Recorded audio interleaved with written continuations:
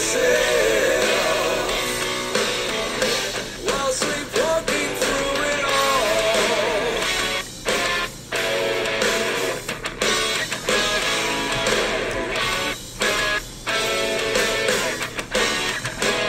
And I was nailed before the crossing when they found me all alone. Said we need someone who needs answers. You've been longing to be told. All the lost ones, they keep calling with their faces to the ground. To the band our steps are marching, growing distant from the sound. And I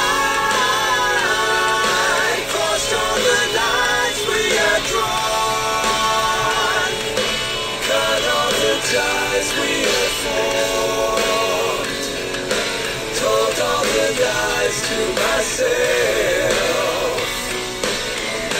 while sleepwalking through it all. From where I think I am, from who I really am. My eyes closed for so long, and what I knew was wrong. Some call it lost, some call it free. And knowing you'll find what you need. Sleepwalking with me, sleepwalking with me.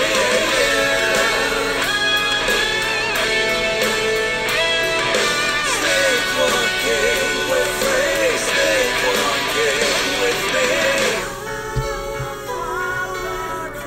And we fade into the dark.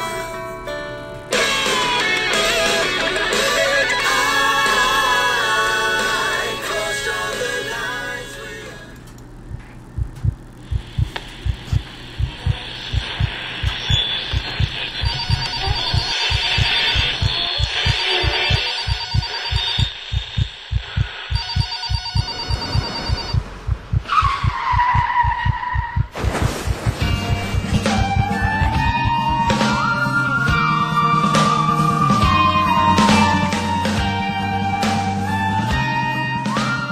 Let your experience begin right now.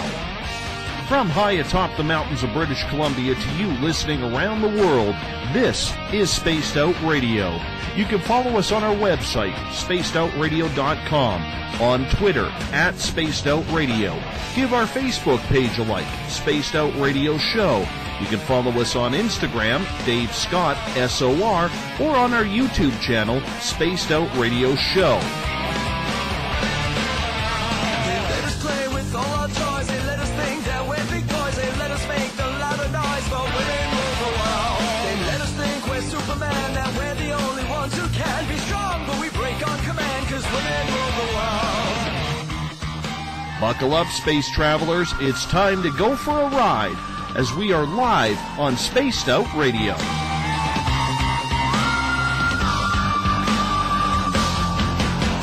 to act so cool, but you know I'm just a fool for you. For you. I will stop till I reach the top just to be there with you. With you. And I still trip over my feet. And my heart's still scared. Ignition sequence start. I'm such a lucky guy. 5, 4, 3, 2, 1. And the deeper I go, the deeper I fall.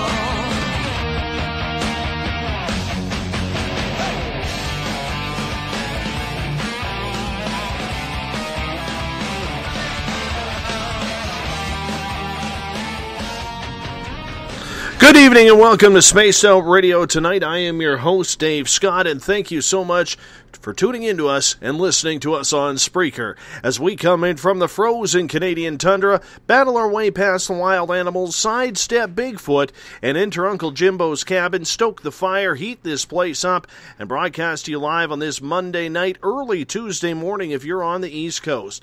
Here at SOR, we do this thing 7 days a week. We want to be your official one-stop shop when it comes to the supernatural, paranormal, spiritual, ufological, and so much more. Spaced Out Radio's theme music is courtesy of guitar god Ron Bumblefoot Thal. You can find his new album, Little Brother Is Watching, by going to spacedoutradio.com. Hey, if you're a social media junkie like I am, you can follow us on Twitter, at Spaced Out Radio. Give our Facebook page a like, Spaced Out Radio Show. As well, you can find us on Instagram, Dave Scott, SOR. Subscribe to our YouTube channel, Spaced Out Radio Show. And, of course, our new look website is spacedoutradio.com. At this time, we love sending a shout-out to our fans taking part in the Spaced Out Radio chat room, along with our fans at Paranormal Into the Night and Paranormal Forum.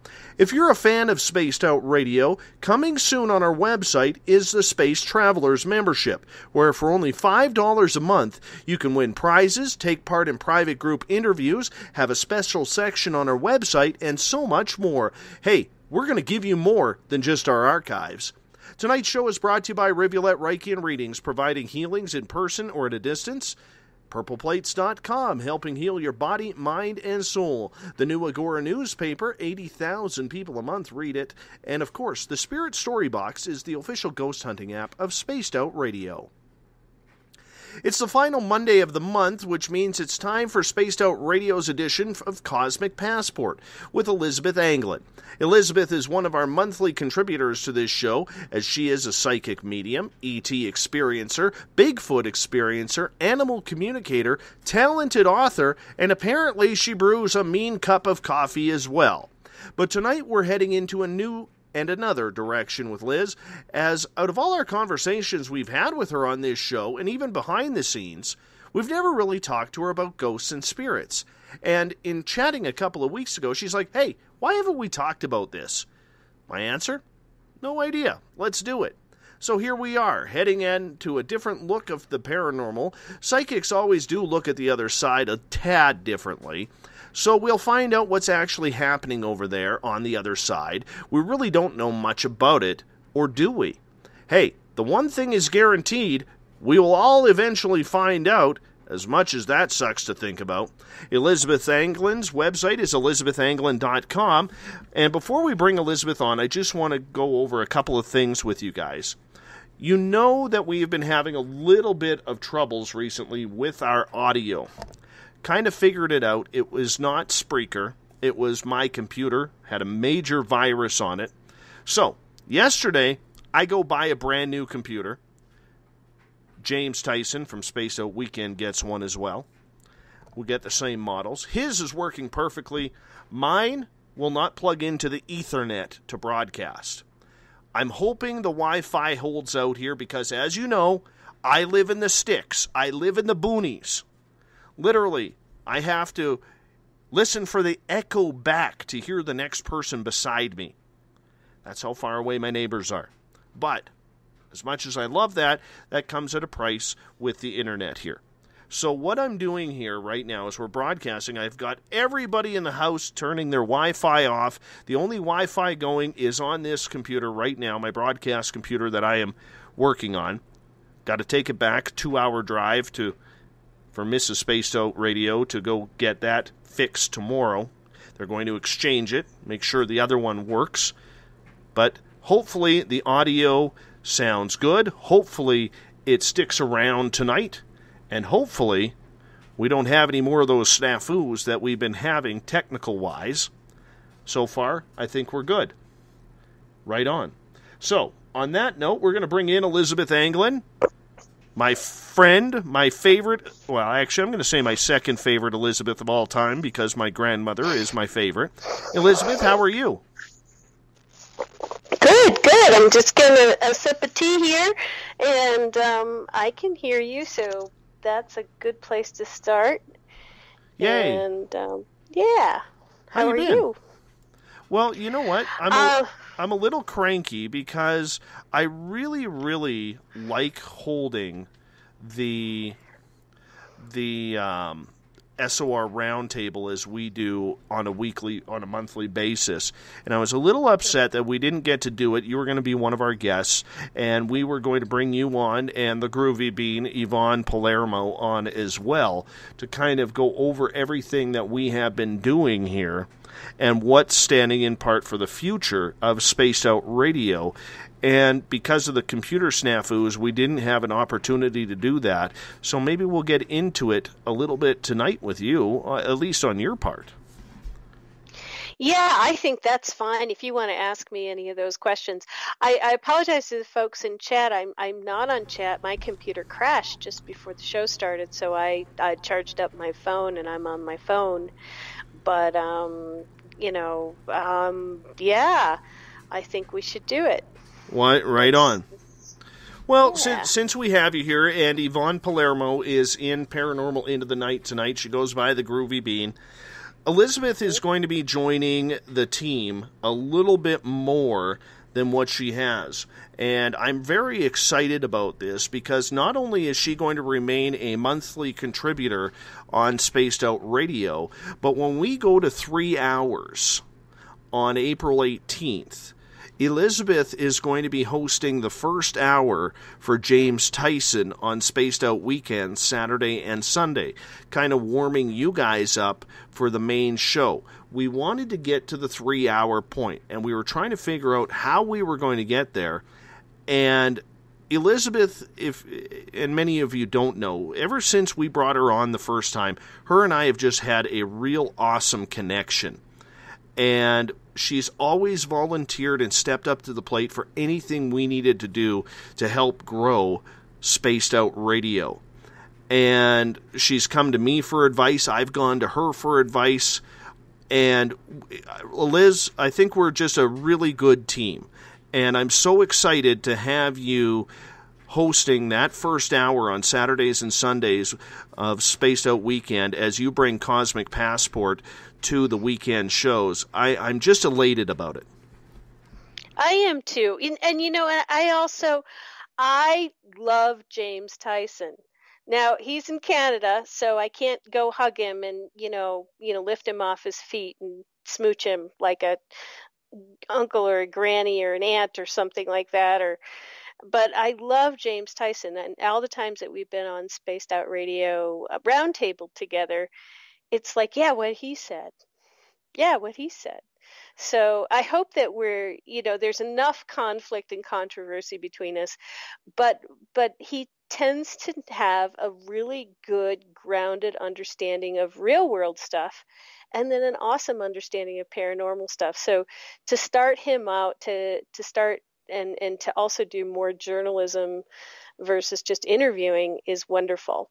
So I'm super excited. Thank you, Dave, for putting me on there, because not fun. A problem. You know what? The best part about it, Liz, is you made it a very easy choice because of the fact that I was always looking for a way to try and get you in a little bit more than what we were having you, because I'm a big fan of yours. And I know this is sounding like a love-in just to really start this show, but, the one thing is, I think you're extremely talented. I think you bring a great different type of dimension to what we are doing here, and you were looking for ways to expand your journalistic skills, and I just think it's a win-win-win. It's a win for Space Out Radio because we get somebody as talented as you. It's a win for you because you get to work on the skills that you've always wanted to work on and your guides have told you to work on. And I think it's a win for our audience as well, because not only are they going to get to know you a little bit more, but you're going to be able to get to know our audience on a weekly basis rather than on a once-a-month basis. Yeah, it's great. Yeah. And I've always been that little kid that learned by doing. Now I'm not a little kid, but I still feel like I'm a little kid inside, and it was always, you got to learn by doing. Some people can read all the books in the world and take all the classes. I actually have to go out and do it, or it just doesn't happen. So I'm so happy. Thank you. For sure. And Elizabeth's first weekend in opening up the 3-hour Spaced Out weekend will be April 23rd and 24th. On the 18th, when we expand to 3 hours, our first hour here on Spaced Out Radio will be hosted by the Groovy Bean, Yvonne Palermo. And she is a newest addition to the team. She will be warming you guys up with news stories and what's going on. We're then going to follow in the second hour with a little bit of banter leading into that night's show. And then at the top of the hour again, we're going to get into the live interviews. Now, of course, scheduling may change due to what type of guest we have on, and whatever the message is, we may have to back that out. But the main thing is we're going to be providing more programming for everybody during the week. Once again, that starts on April 18th. Yvonne Palermo, the Groovy Bean, will be joining me for the first hour. She will be starting off the show, and then on weekends, right before James Tyson's Spaced Out weekend, Elizabeth Anglin will get going with Cosmic Passport. So, Elizabeth, welcome to the show. Thank you. Exactly. You know, it's hard to believe that these months go by so quickly because, you know, it just seems like last week that you and I talked, and it was February 29th, leap year day, and we've talked a lot about the paranormal, or pardon me, the ufological. We've talked about the extraterrestrials. We've talked about Bigfoot with you. We've talked about animal communication and psychic well-being, but we've never, like you stated a couple of weeks ago when we chatted, we've never talked paranormal with you. Mm-hmm. And we've never talked about ghost spirits in depth. So I'm kind of excited to have this conversation with you tonight. Yay! Yeah, me too. Mm-hmm. I think I have a different cosmology from some of the things that I've heard, but it's a traditional spiritualist worldview that I was taught that seems to bear out, and it seems to repeat when I do sessions. So I really want to share it with folks because there's a way when you get into the weird, it's nice to have an organized mind. And so I hope that what we can do tonight is sort of give people an organizational structure for their thoughts about ghosts and spirits and entities and things in the astral and things in the mental plane and things beyond those planes and in the different dimensions and parallel realities. Because when you have a framework, you can start to collect data, at least in your own mind or in your own journals or in your own books, and learn from that. Mm-hmm. So I hope we can do that. You know what? Well, let's get into it right off the bat. And for people who are tuning in for the first time hearing you, because the one thing I will say, we've been on Spreaker for a week and we've already tripled our audience. So almost every month now, we're going to have to reintroduce you as to who you are. Have you always had abilities, Elizabeth, to communicate with the other side? Or how old were you when you finally realized that this was a gift that you had? Well, my grandparents figured it out when I was quite young. I think my grandfather knew when I was 3. My grandmother knew when I was 9, and it was my father's mother and my mother's father both said something or commented on it.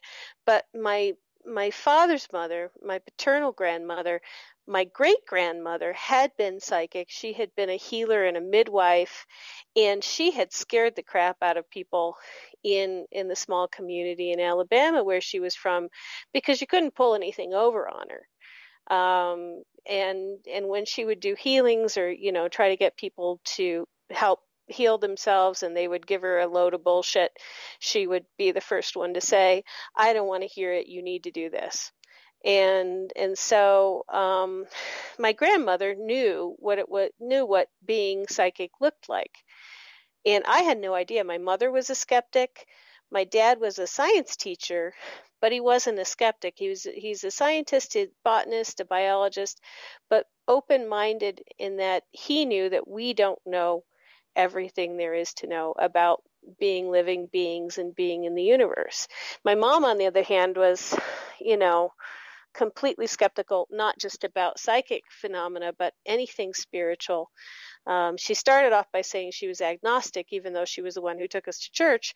And then she moved into saying that she was an atheist, which ended up being quite damaging to me as a child, because her atheism was denigrating. You're not important. You're just dust. You're going to become dust. There's nothing spiritual, et cetera, et cetera, et cetera. So it's almost as bad as somebody who is overly religious telling you that you're just bad because you're full of sin. My mom would do the opposite. You just didn't matter because you were just a piece of mechanical machinery. So, it was an interesting childhood, but my grandparents knew. And my dad knew. My dad didn't want to say anything because he didn't want to cross my mom. And I'm pretty sure everybody in high school knew, because I had people coming to me for advice all the time. And I was like, I have no idea why these people come to me for advice, but everybody comes to me for advice. I don't get it. And then by junior year, sophomore year, I was really having like lots of visions and lots of premonitions and things. Then I knew. I was like, oh, yeah, okay. Yeah, this is I knew that was going to happen. I had a dream about that. I had a premonition about that. I had a vision of that. And so it went on from there. But I'm also an alien abductee experiencer. I worked with Dr. John Mack in going through hypnosis to look at what my experiences were. And this does not make me any better at what I do than anybody else, but it was like an upgrade that was needed.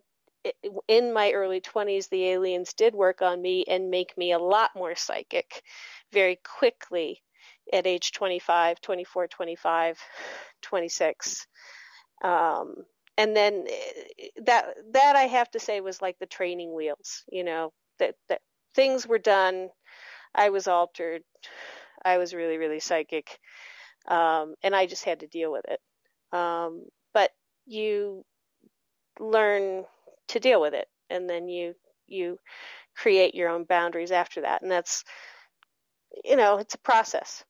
So anybody who's anywhere, even if you just want to be, it's actually quite easy to be psychic if you have a good teacher who knows what it looks like, feels like, and what meditations to give you and what group experiences to give you. It's not hard to be psychic. It's just hard to find good teachers. So even though this is my story, these incredible things happen to me, I think those things happen because there was a dearth of good teachers around, and I had to be kind of taught by the paranormal versus taught by somebody in a body on Earth. So, Elizabeth, at what point did you give yourself acceptance to all of this? Because, like you said, you've had good teachers. You never really got bullied for it like a lot of kids and teenagers do when they see things that are strange. In fact, you mentioned that your fellow students were coming up to you. At what point, though, did you finally say, this is who I am, this is what I'm about, and I'm going to accept this gift rather than fight it? It really took, it was 2003. And that's not that long ago. I was in my late 30s, and I was working at MIT, and I was one of the assistants to the chair of the chemistry department, who is one of these multi-award-winning scientists. And I was running a huge NIH training grant at the same time, $5 million training grant for postdocs and doctorate students. And I was basically saying, okay, well, maybe if I keep working at MIT someday, I'll be a dean or the dean of students or something like that. But really what happened is I kept getting visitations from Spirit telling me that I needed to move to New Mexico, where I had come for a year when I first graduated college. I needed to move back. I needed to start working as a spirit medium. that there were people waiting for me to work as a spirit medium. And it was February of 2003, or it was sometime in the winter of 2003. I think it was February. I had almost every family member in spirit pull me off the road, turn me into like a Safeway parking lot to have the discussion with me about when I needed to leave the Boston area, and that they were not going to take no for an answer. Well, I dragged my feet. I didn't save money. I kept saying I couldn't do it. And so by June, what happened was that the end of June, it was July 13th, I believe, they arranged for me to be thrown off my horse and to break my back so that they could just talk to me for a few months with my undivided attention because I couldn't move. And in that same arrangement, they also arranged for me to win the 4-digit lottery a couple times so I had money. Because when you're flat on your back and the only thing you get is Family Leave Act, that means you got no money. So I had a period of time where all I did was talk to Spirit about what I was going to do, and I accepted that this was what I have to do. I don't make a lot of money. You know, all the people out there thinking, oh, you know, you must be making so much money. It's like, no, but this is a vocation. It's a calling. And there can be ramifications for those of us who are called for not accepting it, which is kind of a general malaise and unhappiness and non-personal self-acceptance and, you know, various and sundry energetic ickiness.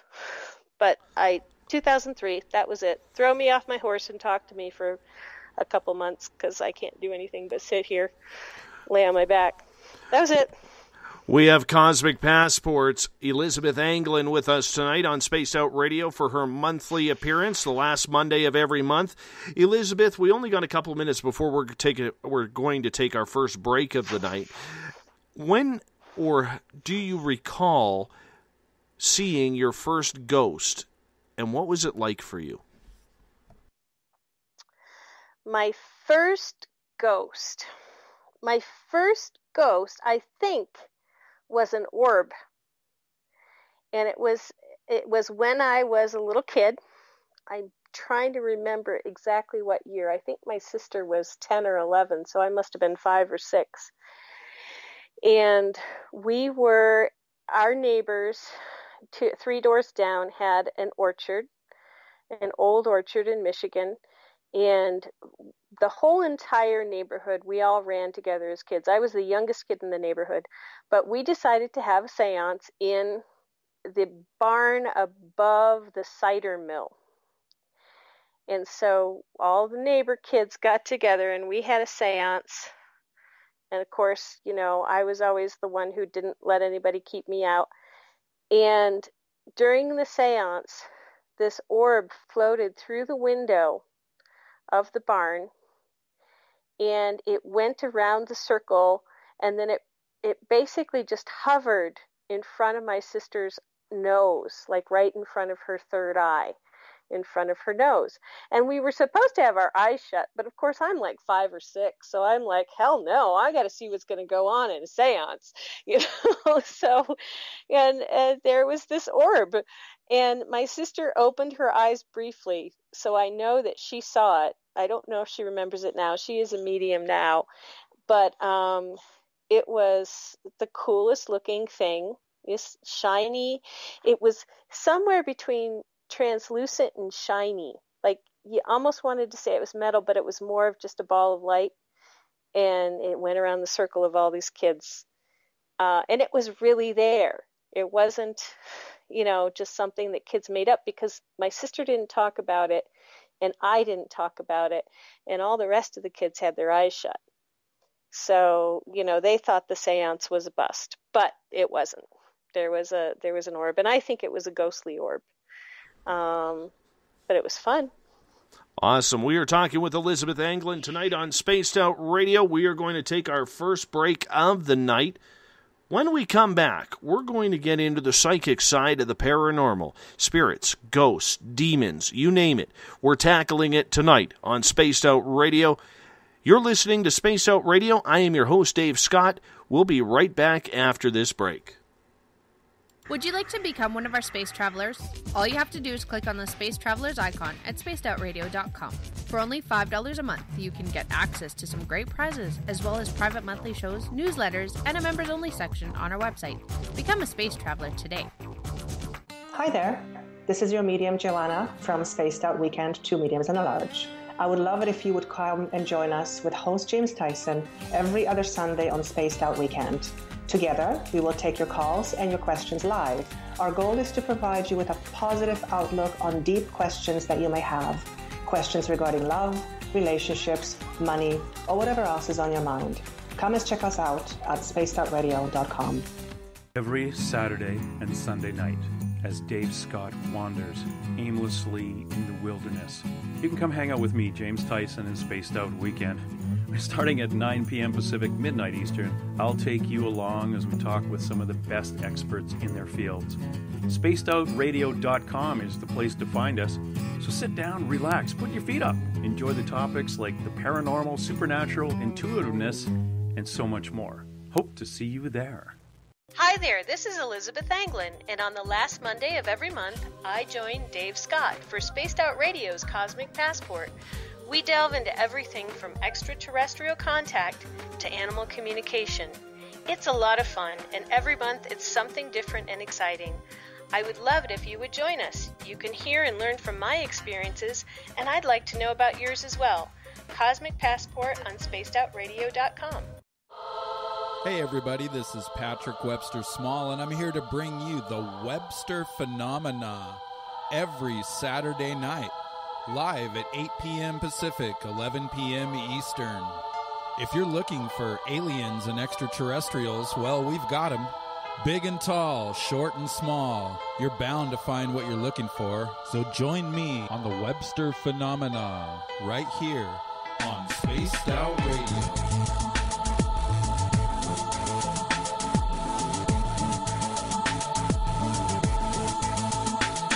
Visit purpleplates.com today. For over 40 years, the Purple Energy Plates have been delivering amazing results for their many customers. Inspired by the great genius Nikola Tesla, the harmony, healing, and energetic effects of the plates have proven over and over to be beneficial and often miraculous to thousands of customers. With their money-back guarantee and the many benefits, how can you afford not to get one? Check their site for daily specials and choose from their many energy products. You won't be sorry. Visit them today at purpleplates.com for mind, body, and spirit, and expect a miracle. Have you ever wondered about those weird and strange creatures people have reported throughout history? Do you wonder if those stories are real? Me too, and that's why I started Cryptopia.us. Hey, this is Rob Morphy, crypto historian. Join me once a month on Spaced Out Radio with Dave Scott, where we will get into the odd and bizarre reports, from the Dover Demon to hairy hominids and everything in between. I will break down what people like you and me are seeing at spacedoutradio.com. Would you like to advertise on Spaced Out Radio? Getting your message out to Spaced Out Radio's listeners will benefit you.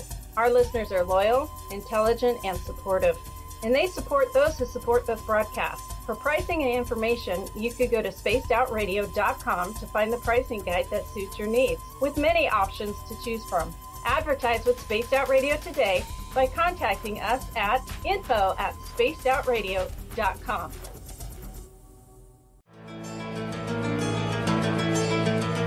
Want to connect with us online?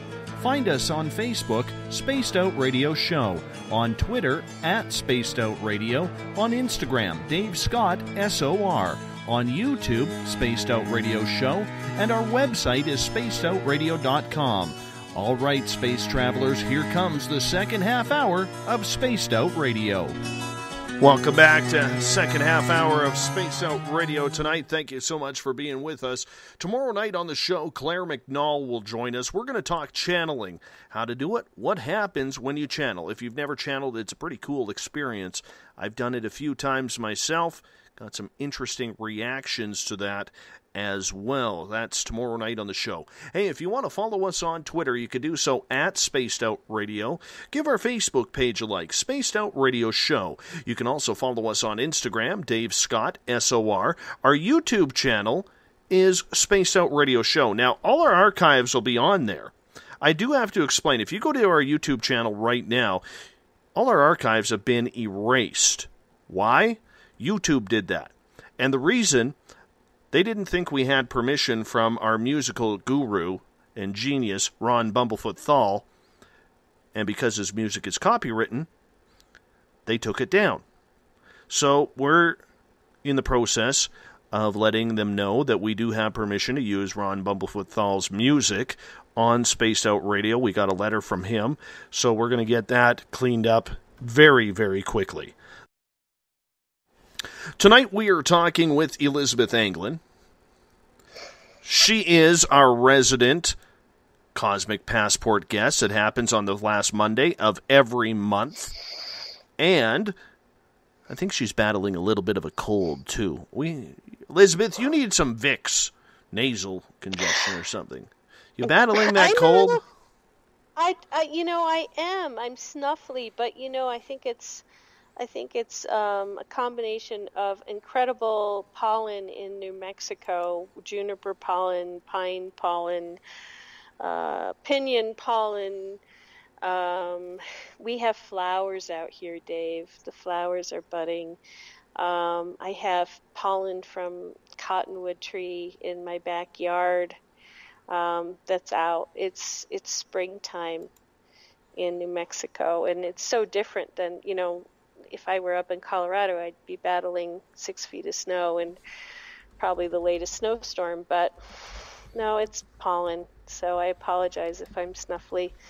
But it'll change. We get us going to summer. Oh, for sure. So, for sure. Yeah. In my area, the pussy willows have just bloomed. So I'm kind of excited about that. Yeah, that's wonderful. That's the first sign of spring. In Michigan, that was always our first sign of spring. Mm-hmm. And Easter. And Easter, too. Yeah. It's all good. Just want to let you know that I'm reading Paranormal Into the Night as we go along here in the Space Out Radio chat room, and a gentleman named Maxon Smith is asking, I wonder if Elizabeth knows I'm listening. So I just wanted to pass that out to you, that he is listening. Thanks, Maxon Smith. I'm not all-seeing. I don't have the all-seeing eye. But I like that people listen, so thank you for listening. For sure. So, all right. Yeah. Let's get into it. So in your opinion then, coming from a psychic side, what is a ghost? In my opinion, a ghost is a spirit who does not go on to the other side through the tunnel and have their life review and become a spirit. Now, I have a very clear semantic differentiation between a ghost and a spirit. A ghost is someone who, for one reason or another, has become embittered toward God. So their worldview is that if they go down the tunnel, they will be judged harshly and thrown into hell, or they will end up in purgatory, or something bad will happen. Most of the ghosts that I have met, not all of them, but many of them, they either were unhappy and ungrateful for the lives that they had. So one ghost I met here in Ynzunza, New Mexico a few years ago that had to be given a portal to move on, he was a man who was deformed. He had CP, and this was in the 1800s. He had cerebral palsy. And he ended up falling in love with the most beautiful woman in the whole town of Ynzunza, which was very small. And it's now considered a ghost town, even though people still live there. So they found the ghost because he was still there. This most beautiful girl ended up marrying, as you would expect, a rich merchant. The guy who ran the general store had a big ranch. could take care of her, could give her children, etc., servants, etc., a nice carriage, etc. And he, he was a little wonky looking. He ended up, out of heartbreak, going into drink and basically drank himself to death and or committed suicide in a drunken state on the property of these people that I was called out to do a clearing. And so what happened with him is he was mad with God. He was mad that this person who he was deeply in love with wouldn't give him the time of day. He felt cheated. He felt betrayed. He felt cursed. He felt that there was nothing good that was going to come of him going through the tunnel when it opened up for him to go. And besides the fact that he had committed suicide, either drank himself to death or hung himself or both at the same time, he just suspected that he was going to be damned for all eternity because New Mexico's Catholic, so I'm sure he was Catholic or at least knew of this idea that if you commit suicide, you're really in trouble. So he was hanging around the home of a couple with a young daughter, and the wife started seeing him looking at her. And he presenced in a very physical way, standing in the doorway, looking at her while she was sitting, doing her hair in the morning, putting her makeup on before work, etc. And he just started freaking her out. And so I was called in, and I was called in with an Apache medicine man who I knew would be very good, very surely would be able to open a portal for him. And so we went out, and my job was just basically to tell this guy's story. Who was he? Why was he still hanging around? What had made him so upset that he was still a ghost? So I told the family his story, and once he told his story about what had happened, I gave him assurances that he would be fine on the other side. I'm a near-death experiencer. In most cases, you're going to be fine on the other side and really like it. But and then the Apache medicine man and the family, we opened up a portal for him, and it was the most amazing experience to have him go to the other side. It was like a big relief, not just a relief for him, a relief for the property, a relief for the people, a relief for, the animals, everyone around, because there was this very, very, very sad man who had been mad with God and feeling betrayed, just kind of hanging out, lending an air of depression to the proceedings of life. So that is a ghost. In my mind, that's a ghost. I've met murderer ghost. I've met pedophile ghost. I've met ghost who grieved so much they never wanted to go to the other side because they were mad with God. But if you don't go take your, go to the other side and have your life review and go through all of the other stuff that's there for you, and you stay on Earth, in my mind, that's a ghost. That's what you become. Were you able to identify his name, excuse me, and maybe verify the details, Elizabeth? Marlena would like to know in the Space Out Radio chat room. I believe the family did do that, or they did try to do that, but Irisari had gone through some changes in terms of, at one time they had a county clerk's or a town clerk's office, but by this they didn't have it anymore. So at one point it had been a fairly small, booming colonial New Mexico, booming but small colonial New Mexico community that had died out and become a ghost town, and now people were moving back into it. So there weren't a lot of records to be found, but I believe they did try. And I'm not sure exactly what they came up with. Now, I've had other cases. There's a very famous hotel in Ouray. Ouray, Colorado, and I've done readings for the owners of this hotel, and I've done sittings for the owners of this hotel, but it's like so haunted. It's awesome. It's called the Beaumont Hotel. If you want to go have an awesome experience with ghosts, go to the Beaumont Hotel in Ouray. They put me in a room where Jedediah Barnett, was it Barnett? His name was, no, Jed Barrett, or Jay Barrett, came in, this guy with a big beard who was totally into the transformational movement of the late 1800s, the American philosophers of the late 1800s. He had been a miner, and he was into books. He was a bookish miner, and below my room was a bookstore. So I'm not sure if it'll still be there because the guy who runs the bookstore is thinking of ending his bookstore. But anyway, this guy shows up into my room, and he was like, "Hi, who are you?" And I'm like, "I'm Elizabeth. Who are you?" He goes, "I'm Jay Barrett." And I'm like, "Okay." And I'm like, "Jay Barrett, what are you doing here?" And he goes, "Well, I just take care of the place. I make sure everybody's all right. But I noticed that you could see me, so I thought we'd have a conversation."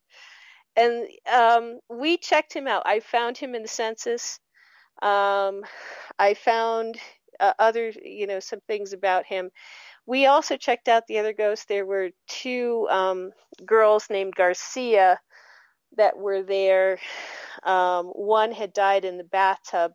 Possibly not at the Beaumont, but they had some very happy times at the Beaumont at cotillions during the early 1900s, and we were able to find Agneta and Lucrecia Garcia, who had come up from Durango, or just from the Pagosa Durango area, and they were rich they were rich colonial Southern Coloradans, from Spanish colonial.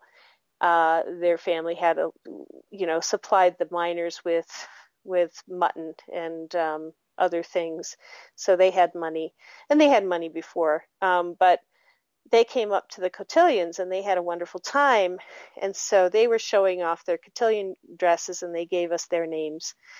And we were able to find them.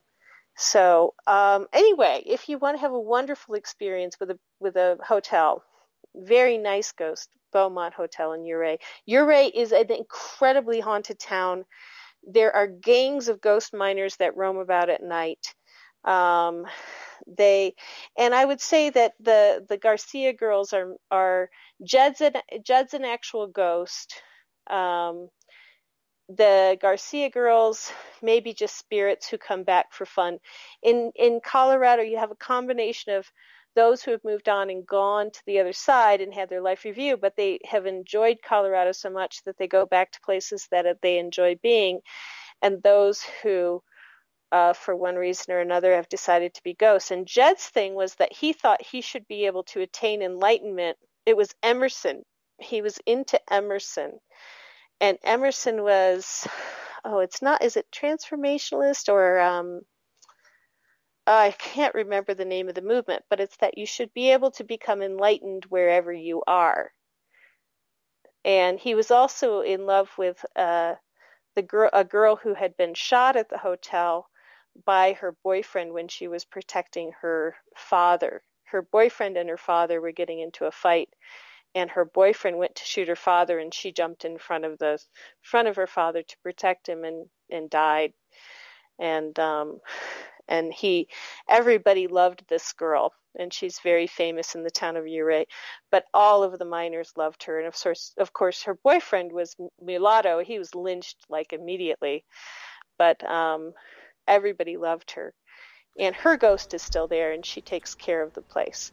And she will move on at some point. But it's those things are verifiable. They have a good historical society. They have records of who came to the mines, and the communities stayed intact. So there are times you can do that kind of research, depending on what the community is, and what's online. I highly recommend the Mormon genealogy sites.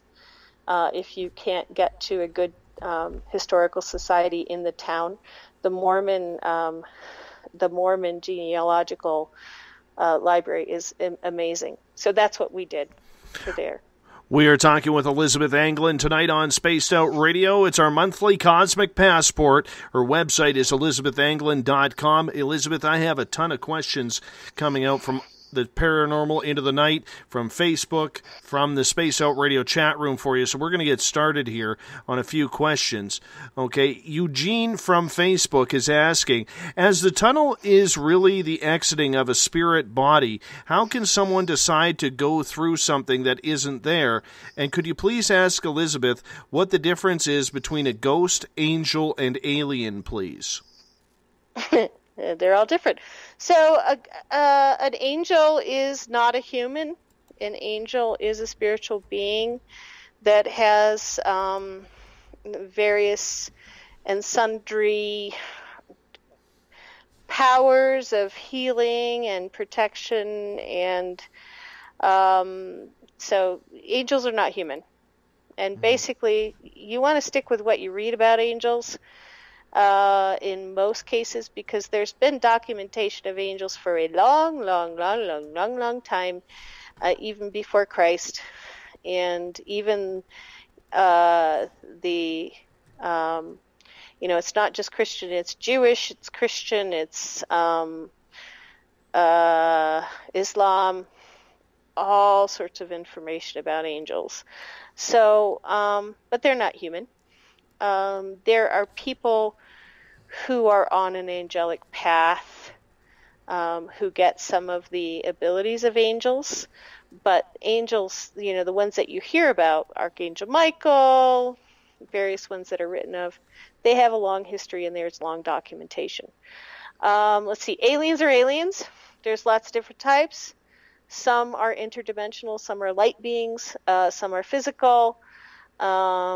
Some care about humanity. Some couldn't give a rat's bum about us. So, there's a lot of life in the universe. They're not human. That's how they get to, we classify them as aliens. Not human. Mm-hmm. Not even related. So they're not Bigfoot either. So... Really? What else? What else did you want to know? Yeah. All right. This is another question from Eugene. There is no actual tunnel according to the World Authority PMH Atwater, and he says you're right. I give a flying rat's ass. I'm sorry. Holy shit. Who the hell is this F-wad? I've been through the tunnel. You've been through the tunnel. You know the tunnel's there. It's more real than having this conversation with you. This really pisses me off. I'm sorry. I'll calm down. Wow. Stop putting out crap. There is a tunnel. It may not be a physical tunnel, but it's a tunnel. I had to turn my headphones down on that one. I've never heard you get like that before. Well, listen, that's a bunch of BS. These people shouldn't be writing and saying, oh, no, everybody who says there's a tunnel is wrong. Well, dearie, you go have a near-death experience and tell me if you don't have a rockin' butt time going through the tunnel. Because you're going to go through the tunnel if you go through the tunnel. Some people turn away before they get to the tunnel. There is a tunnel. Not everybody goes through it. Some people turn away beforehand. Some people go through it, they have their life review, and they come back. Some people stand in front of the gates of the city. Almost everybody sees some representation. If you are at all Christian, you see some representation of the Omega, which is at the end of the Bible, if you remember it. And that's what's bizarre, is that, hey, you could actually go and read this. And I'm not a terribly, indoctrinated Christian, but after I had my near-death experience, I went and read the end of Revelations. I went, oh, yeah, that's exactly where I was, So it makes me mad when somebody says, oh, that doesn't exist. Well, guess what? You fall into a hole, mister, because for most of us who have been dead and remember it, we have gone through a tunnel. And it was more real than sitting here and having this conversation with you. And if you want to say it's not real, guess what, buddy? You go be important in your own sphere of nothingness, because tunnel is really real. Okay, I think you missed part of the question. He was quoting someone who said that. It wasn't him directly. Oh, no, I'm not mad with him. I heard him say P.F. Atwater or somebody like that. Well, not important person. Don't read them. I don't know who they are. Bad person. All right. Well, your little tantrum there just set off a bunch of other questions, and so we're going to get right into it here. Dino from Paranormal Into the Night is asking, have you ever been to the famous Stanley, and do you actually see the ghosts, or do they just come to you telepathically? Seeing ghosts, most of the time, I'm an evidential medium, so I see them telepathically, but I can feel them energetically as well. The Stanley is really not a good place. And I went to Estes Park last summer, or last spring, and I was really excited because I was like, oh yeah, let's go to the Stanley. Let's see what's happening there. By the time we got through the east end of Estes Park, which is really beautiful, and you can tell that this is really sacred Native American land, that there's been a lot of Native American beautiful ritual that's been done there, and then got down to the Stanley, you can see that the Stanley is on a portal. You can see that it is a sickly portal. You can see that things have been done to keep that portal open. And you can see there is a tremendous amount of astral suffering going on there. And I would not go to the Stanley inside of it if you tried to wedge me with a shoehorn. And unfortunately, before I got there, I was really excited about it. I thought, oh, this will be cool. I wonder who I'll meet. I wonder who we'll talk to. I wonder who will come forward. But things have been done, I think, in the name of, just that place being made famous and kept famous, that have wedged open a very sickly looking dark portal. And I would not want to work there or be involved with that. And I don't think it's right. There's a real sense of something not right. So I didn't actually go into the Stanley because I was getting such a sickly vibe from it. I went to the town and I walked around the town with my friend, and I had lunch at a lovely Nepalese restaurant, which had the best tandoori chicken ever. So if you go to Estes Park, go to the Nepalese restaurant. But the Stanley is problematic. And I even thought about calling some friends and saying, hey, what can we do about this gaping portal of badness that has been left open there, because it's not good. But sometimes ghosts will rush up to me, and I will see in my mind's eye them rushing up to me. Sometimes they'll rush through me.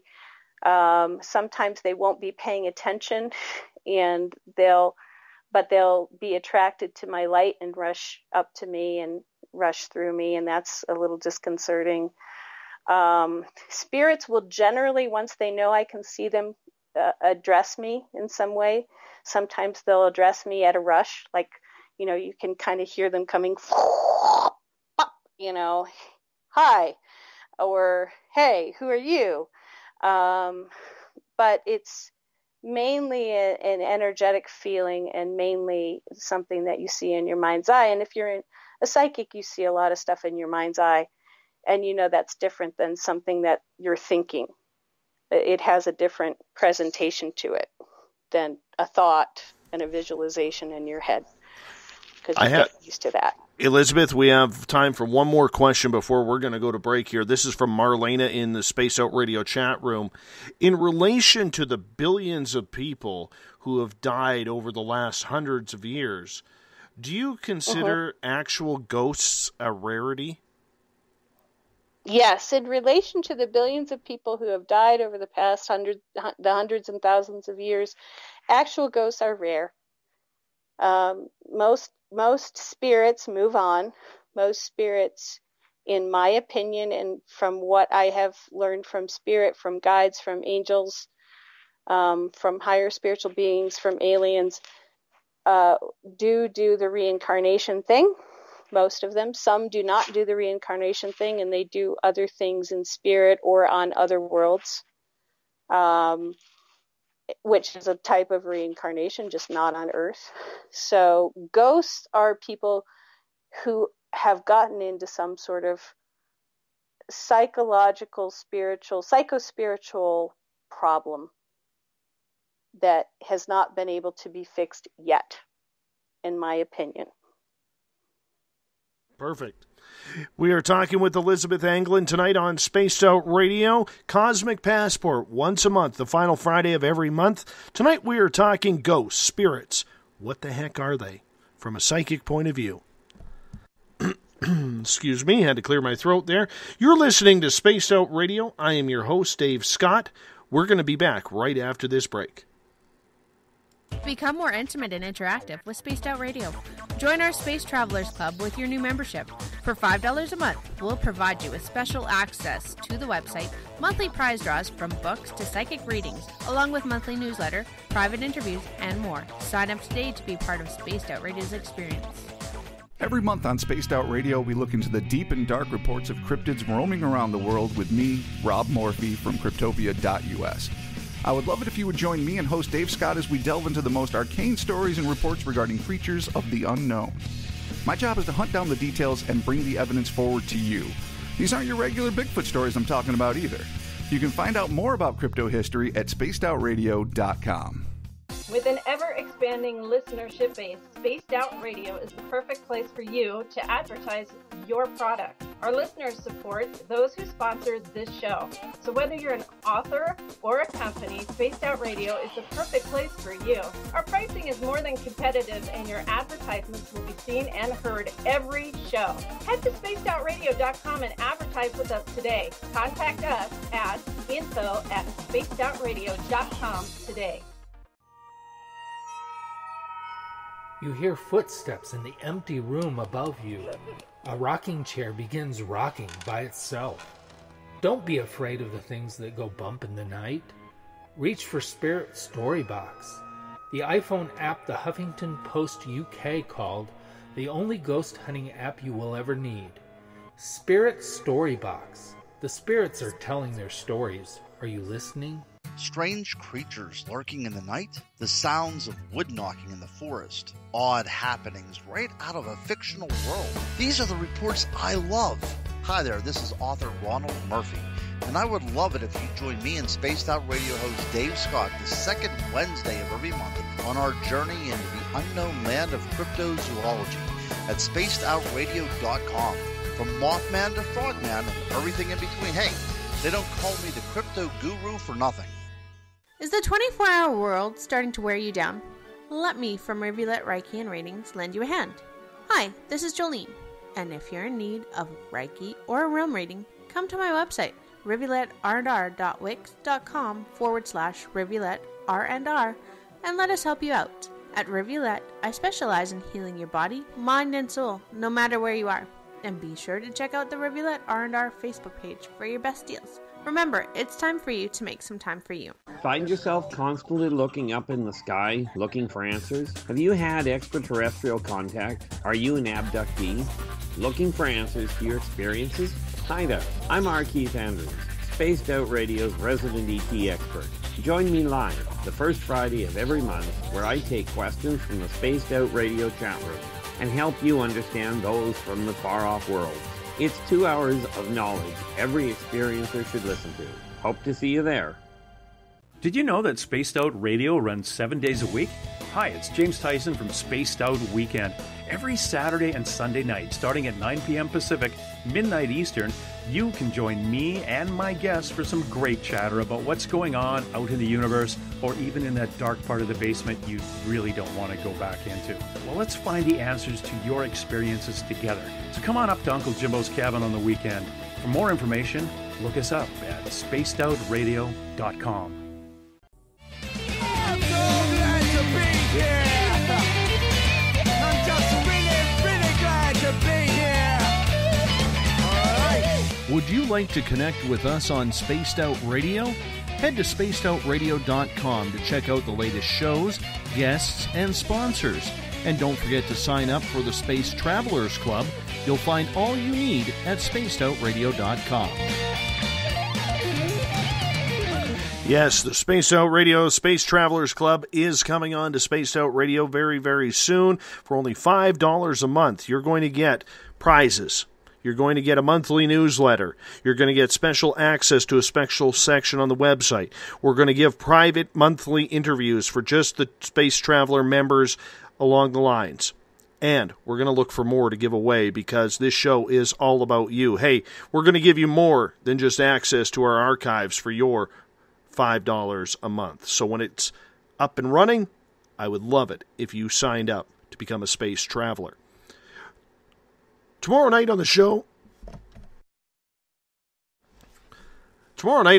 we're going to have Claire McNall. She is talking channeling, and we're going to get into what it's all about, what it's like. Can everybody do it? I know I have. Have you? We're going to get into that tomorrow night with Claire McNall. If you want to follow us on Twitter, you can do so at Spaced Out Radio. You can give our Facebook page a like, Spaced Out Radio Show. You can also ask to join our Spaced Out Radio group, along with Podcast Central. On Instagram, I can be followed, Dave Scott, SOR. Our YouTube channel, Spaced Out Radio Show. That's where our archives go for free. And, of course, our new look website is spacedoutradio.com. Now, for the second hour, we bring in Cosmic Passport's Elizabeth Anglin, who will also be the new first hour host of Spaced Out Weekend, starting April 23rd and 24th with Uncle Jimbo, James Tyson. Elizabeth, thank you so much for being with us. Glad that you're here. Yeah, I hope I don't get you kicked off the air. Oh, no. I have. You should know by now I have control of this.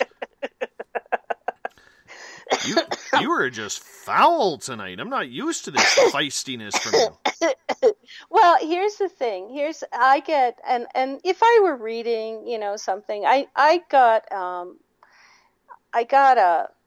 wanted to get a scholarly paper about birds in the Day of the Dead, the other day, and it was like a week ago, and this guy had written a paper about the symbolism of birds and what birds mean, and how people view birds and spirits who have passed on and loved ones coming back, and the different tales that people tell about birds and the importance of birds. And the guy who wrote the scholarly paper, of course, poo-pooed the whole idea that spirits could possibly be coming back, or that there could be any sort of communication.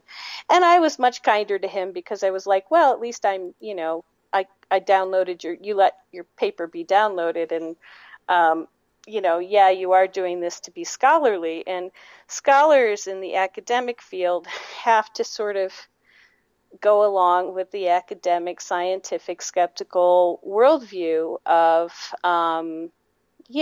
this is all just superstition.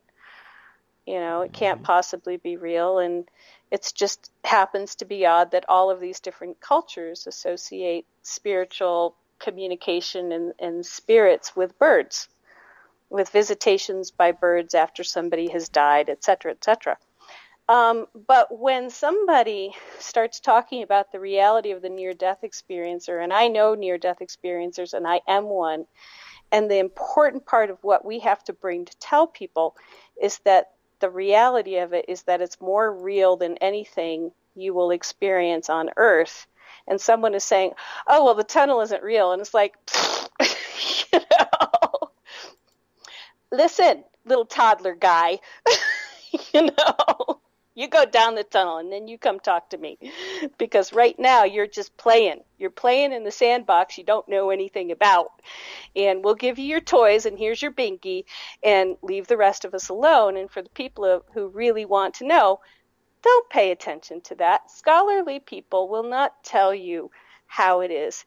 It's your normal run-of-the-mill person who's had the experience who will give you the best information. And if you can find 10 of them, you will get information that's better. And if you can find 20 or 100, you will get information that's even better.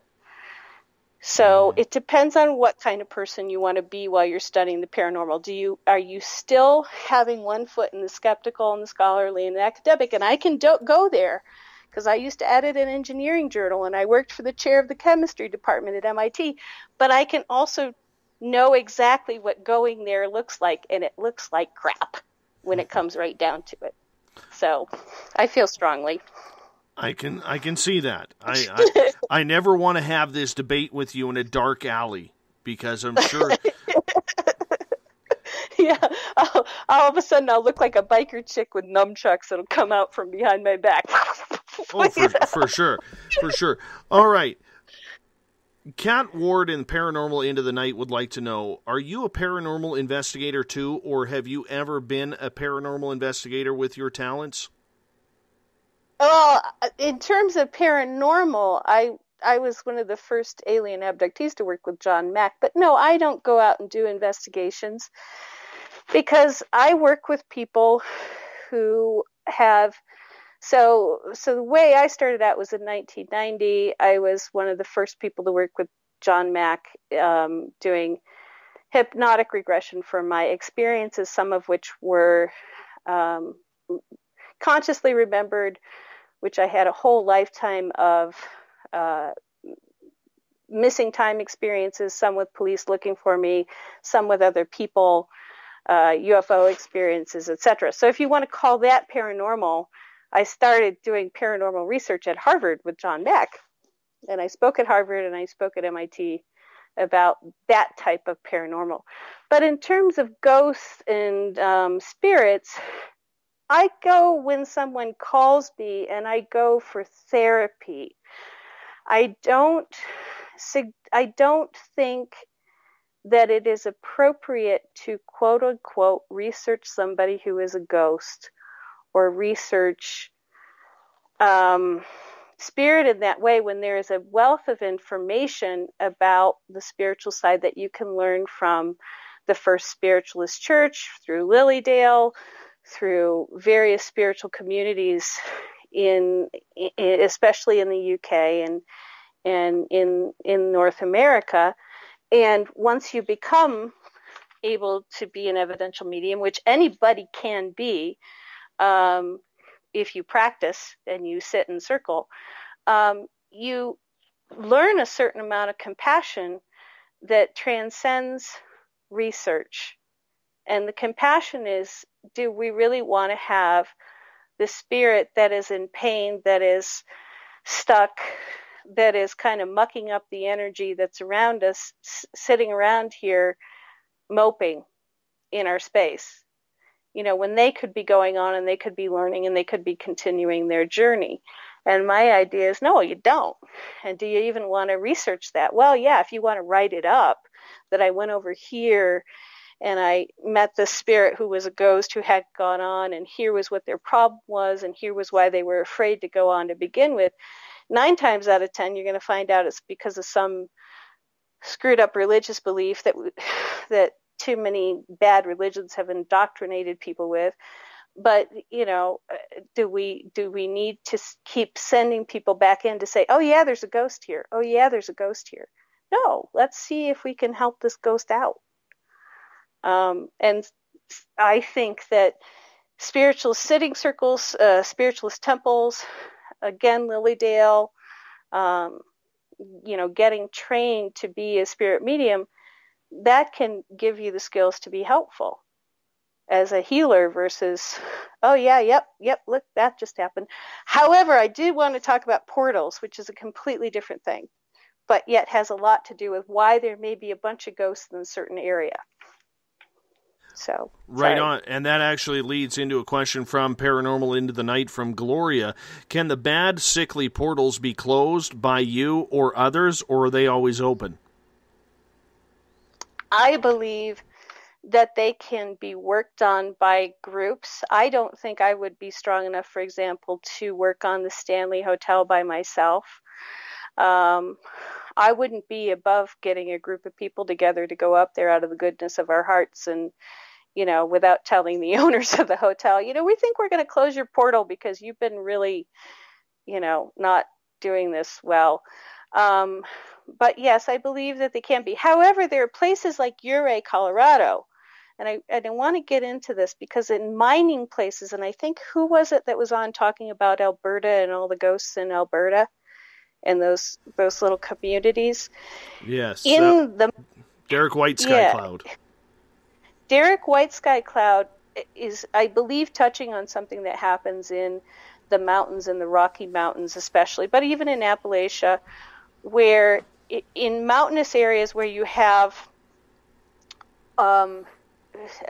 volcanic activity and old volcano cones, volcanoes, calderas, for example, are huge portals. And then you end up with these little side cones coming off of volcanoes, and then the land over thousands of years shifts, and you end up in these little side cones and little calderas that are covered over with all of these portals. And when you combine that with a type of activity that is so much based on hope and dashed hopes, like mining, you have the energy to support a vortex, which is also supporting people staying, energetically presencing and staying, because there's vortex energy there. There's interdimensional energy there. And so I have found that I see more ghosts. Ouray has a ton of portals. Mm-hmm. It has portals all the way up to the main mine from the center of town. But it was also full of desperate, hopeful miners who, were always bargaining with God about when they were going to strike it rich, and always being betrayed. Right. Because they weren't striking it rich. So, but the portals they definitely play into it. Portals and vortexes play into spirits kind of getting stuck or trapped or sticking around. Because even like Jed, he doesn't really have a lot of psychospiritual trauma. He just had an idea that he could just become enlightened by sticking where he was. Mm-hmm. And portals in that area supported him sticking around. Does that make sense? Fully. I have a question from Kat, and I really like this question, because so many times we hear people who have talked to dead people, they look like they are alive. They look like you and me if we were walking down the street. And then all of a sudden the person is gone. Her question is, Elizabeth, can you tell the difference between a ghost and the living? Well, I think it depends on...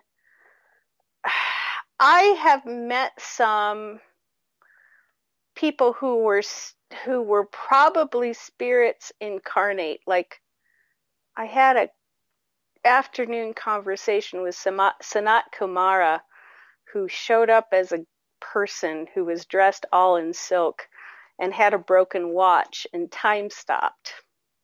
And he was definitely in a body. And I did not know anything about Sanat Kumara. And when he said his name was Sanat Kumara, I said, Kama Sutra, And then when he left, he got kind of disgusted with me. I was like 25. He got kind of disgusted with me, and he left, and time started up again. And we literally had like an hour and a half, 2 hour conversation. So I think that there are spirits who have enough energy to really be human, because I touched this person, I held on to his hand, and even though I had never met him before, I was sitting in the Harvard Arboretum holding his hand, and I had never met this man before in my entire life, and I'm holding his hand. So, there's something really odd going on there, besides the fact that nobody is passing us on the pathway where we're sitting in front of for all of 2 hours. In terms of seeing a ghost, I see them in my mind's eye, and I feel them energetically. And I have, the evidential mediumship types of conversations with them. My father has seen physical ghosts. He is psychic.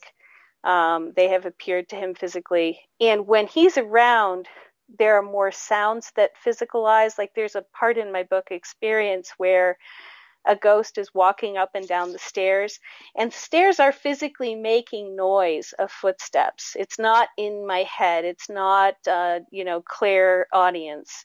It is stairs physically making noise. My father can hear it. I can hear it. The cat can hear it. The dog can hear it. And it is, my dad is like running through the ghost up and down the stairs. Ghost is coming up. My dad's going down. It's really funny. But there may be certain people who have certain kinds of energy that a ghost can use that energy to physically manifest. I don't believe I'm one of those people who has that type of energy. I think my father may be, and there may be other mediums who do. So. Earlier on, you mentioned that the miners were praying to God for a good find and were always disappointed when they were out there. This brings up a good question tying into what Marlena in the Space Out Radio chat room was asking, which is, Elizabeth, where do you think God is in all of this zoo of entities that are on the other side? It's really a good question. And I try, if I think a person can handle it, I will say to them, regardless of the person who's written the book, like I have conversations with God, or regardless of the psychopath who says, oh yeah, I am God. I have never met a spirit. And even when I had my near-death experience, I am a born-again Christian. I saw Christ, but I don't consider Christ to be God. In my mind, he was always the Son of God. He was his basic emissary and teacher on earth, etc. And even though I'm a born-again Christian, that means I've had, since I was 14, the love of Christ in my heart, and I've had a calling.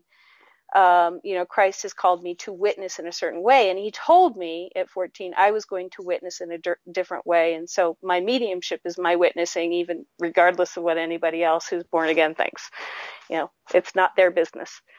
So when I was having my experience, I'm standing next to Christ having my life review, and there is nothing I want to do but to stay in heaven with Christ, because this is a being that you realize that everything is love when you get to the other side. And then when you're standing by Christ, if you're a born again Christian, you are with this being of love who loves you so completely. And your life review is really you looking at your own deeds and judging yourself. That to me, though, Christ is not God. And I've never heard anybody on the other side describe meeting quote unquote God, or being able to tell me what God looks like. I think God is beyond all of our understandings. I think God is so far beyond it.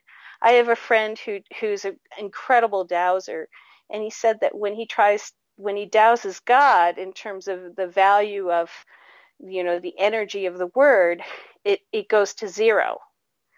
And he thinks it means that God does not exist. I think it goes to zero because to put a value number on what God is would be missing the point, that God is beyond all of that.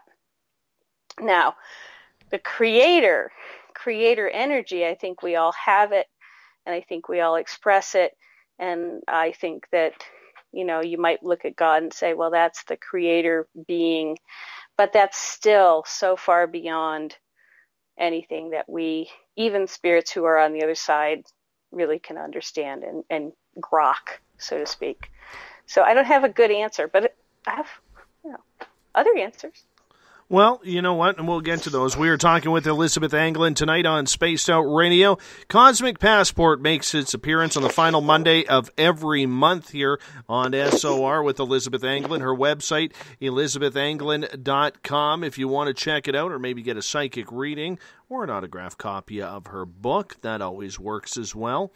Elizabeth, when we talk about ghosts, spirits, demons, I want to focus on demons here. I'm very interested in getting your opinion on this because a couple of months ago we actually talked about this on the SOR Roundtable.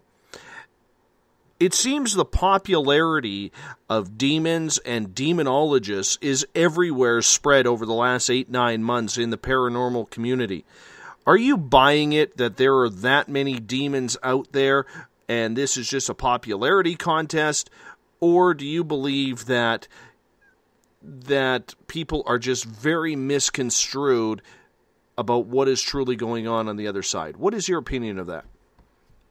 We should be really glad that there aren't that many demons around, and that demons, by and large, are attracted to and prey on people, and only people who have some kind of psychopathology. And they might prey to a lesser extent on people who don't have any psycho or have very little psychopathology. But, for the most part, be really glad that you've never presenced a demon or met a demon or watched a demon take somebody over. And think about all the years that you've lived your life and you've never met a demon. And then think about all the people that you know who you can basically be pretty sure they've never met a demon. And then you can kind of go, yeah, this is an extension of horror movies. This is an extension of Paranormal Event or all the other horror movies where demons and demonic events have happened and they've been promoted in the media.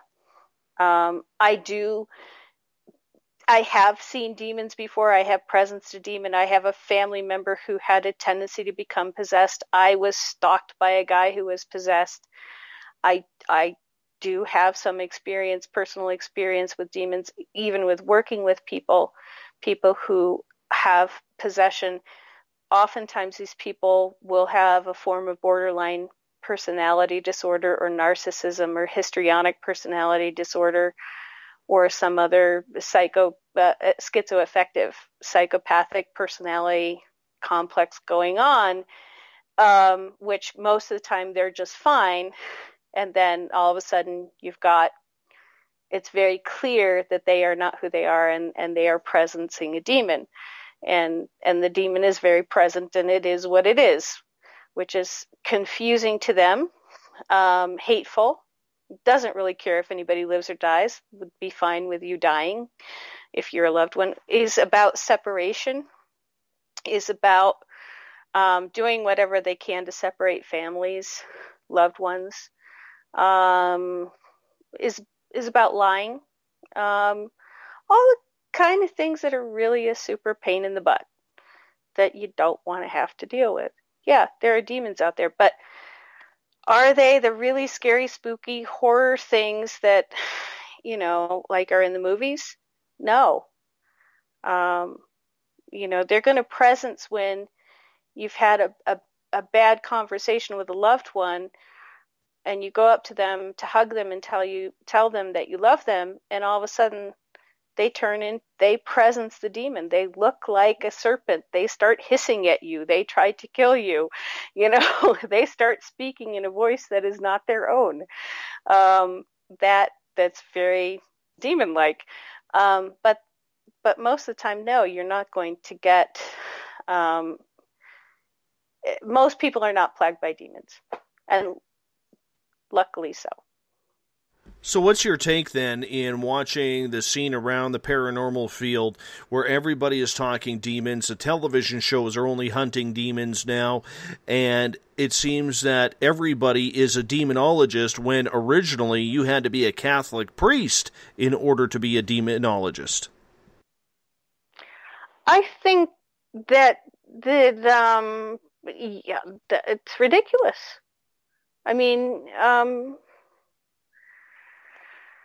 I know people who can who can do fairly good demon clearing. I know people who are more like Derek White Sky Cloud talked about, the exorcism that they did and how that didn't really help the kid. He's got some experience, but he's talking about one person that he knows as a medium. I literally maybe know 3 or 4, maybe 5 people I have 5 decades of life who I would really say, yeah, that person is possessed or has a problem with possession. And how do you get all these demonologists running around when there aren't that many people who are presencing demons on a daily basis? It's hype. It's made up. I've heard psychics who are on the TV. I met the roommate of a TV psychic who has scared her poor roommate to death because she just keeps telling her about all the nasty, evil, demonic entities. And I'm telling this poor girl, look, stop that. That's your roommate making a name for herself. You don't need to be afraid. If you are influenced by a negative entity or demon, you may find that you, like I like to get my anger out right away, but you may find that you feel resentment more easily, but that could be negative entities, negative thought forms. They haven't really fully presenced as a demon. You feel resentment. You feel separated. You feel cheated. You feel betrayed. You feel humiliated. Every sort of negative emotion that you can think of gets heightened in the presence of a demonic negative entity thought form, which isn't necessarily a full-out demon. Does that make sense? So those things are much more common than your full-out demon. Is that a lot of us get preyed upon by negative thought forms, which, if they really get a lot of energy, they could maybe become a demon kind of thing. But, awesome.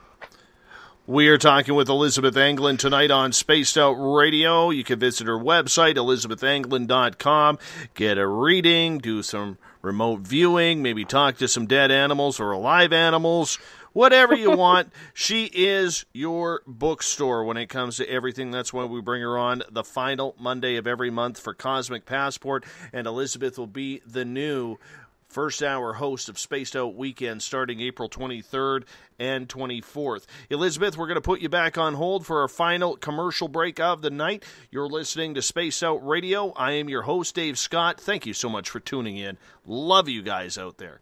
We'll be right back. Looking for a place to get your product to the public? Advertise with us at Spaced Out Radio. At spacedoutradio.com, you can check out our pricing and packages that best suit your budgetary needs. Whether you're a budgeted author or a company looking to expand, our listeners support the products that support spacedoutradio.com. Advertising with us is an effective way to get your message out. Contact us at info@spacedoutradio.com and get your ads out today. Visit purpleplates.com today. For over 40 years, the Purple Energy Plates have been delivering amazing results for their many customers. Inspired by the great genius Nikola Tesla, the harmony, healing, and energetic effects of the plates have proven over and over to be beneficial and often miraculous to thousands of customers. With their money-back guarantee and the many benefits, how can you afford not to get one? Check their site for daily specials and choose from their many energy products. You won't be sorry. Visit them today at purpleplates.com for mind, body, and spirit. And expect a miracle. Right here, this is where we divulge the fruit of our research. Here on the Webster Phenomena every Saturday night at 8 p.m. Pacific, 11 p.m. Eastern on Spaced Out Radio. And we give it up to you guys, all the listeners, and the live listeners usually get something special and hang out in the chat room, and we love to have you. So we'll see you every Saturday night at 8 p.m. You know where. Attention Spaced Out Radio listeners. For only $5 a month, you can join Spaced Out Radio Space Travelers. Your membership at spacedoutradio.com will give you access to private fan area on the website, get you a monthly newsletter, draws for monthly swag, and a whole lot more. Sign up today to become a part of the Spaced Out Radio experience. You hear footsteps in the empty room above you. A rocking chair begins rocking by itself. Don't be afraid of the things that go bump in the night. Reach for Spirit Storybox, the iPhone app the Huffington Post UK called the only ghost hunting app you will ever need. Spirit Storybox. The spirits are telling their stories. Are you listening? Strange creatures lurking in the night, the sounds of wood knocking in the forest, odd happenings right out of a fictional world. These are the reports I love. Hi there, this is author Ronald Murphy, and I would love it if you join me and Spaced Out Radio host Dave Scott the second Wednesday of every month on our journey into the unknown land of cryptozoology at spacedoutradio.com.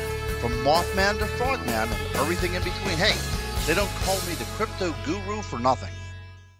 The last Monday of the month on Spaced Out Radio is a night of psychic vision, mediumship, UFO and ET contact, Bigfoot stories, animal communication, and so much more with me, Elizabeth Anglin. I'd love it if you would join host Dave Scott and I on the myriad of topics we delve into. Every month, we share new views that may help you understand your own experiences. So tune on in at spacedoutradio.com and stamp your cosmic passport. Did you know that Spaced Out Radio runs 7 days a week? Hi, it's James Tyson from Spaced Out Weekend.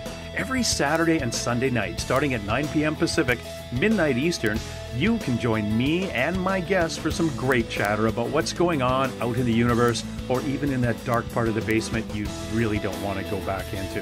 Well, let's find the answers to your experiences together. So come on up to Uncle Jimbo's cabin on the weekend. For more information, look us up at spacedoutradio.com.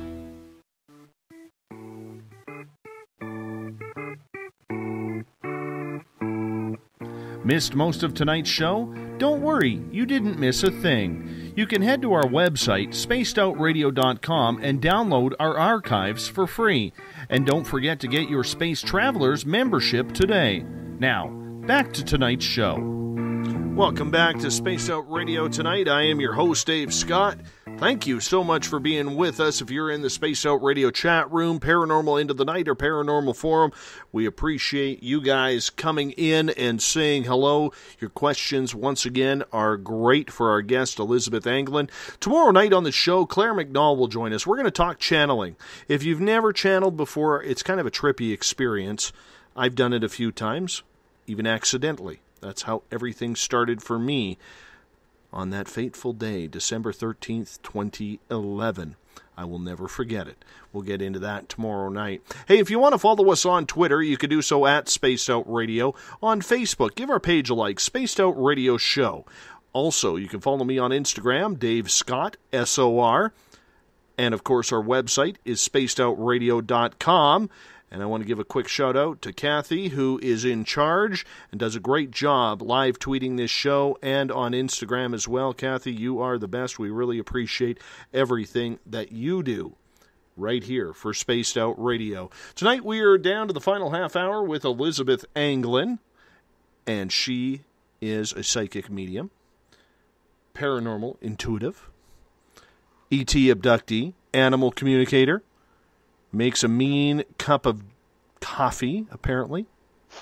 Mm-hmm. ElizabethAnglin.com is her website. Elizabeth, thank you so much for being with us. I really love our time together on the air. Yay, good.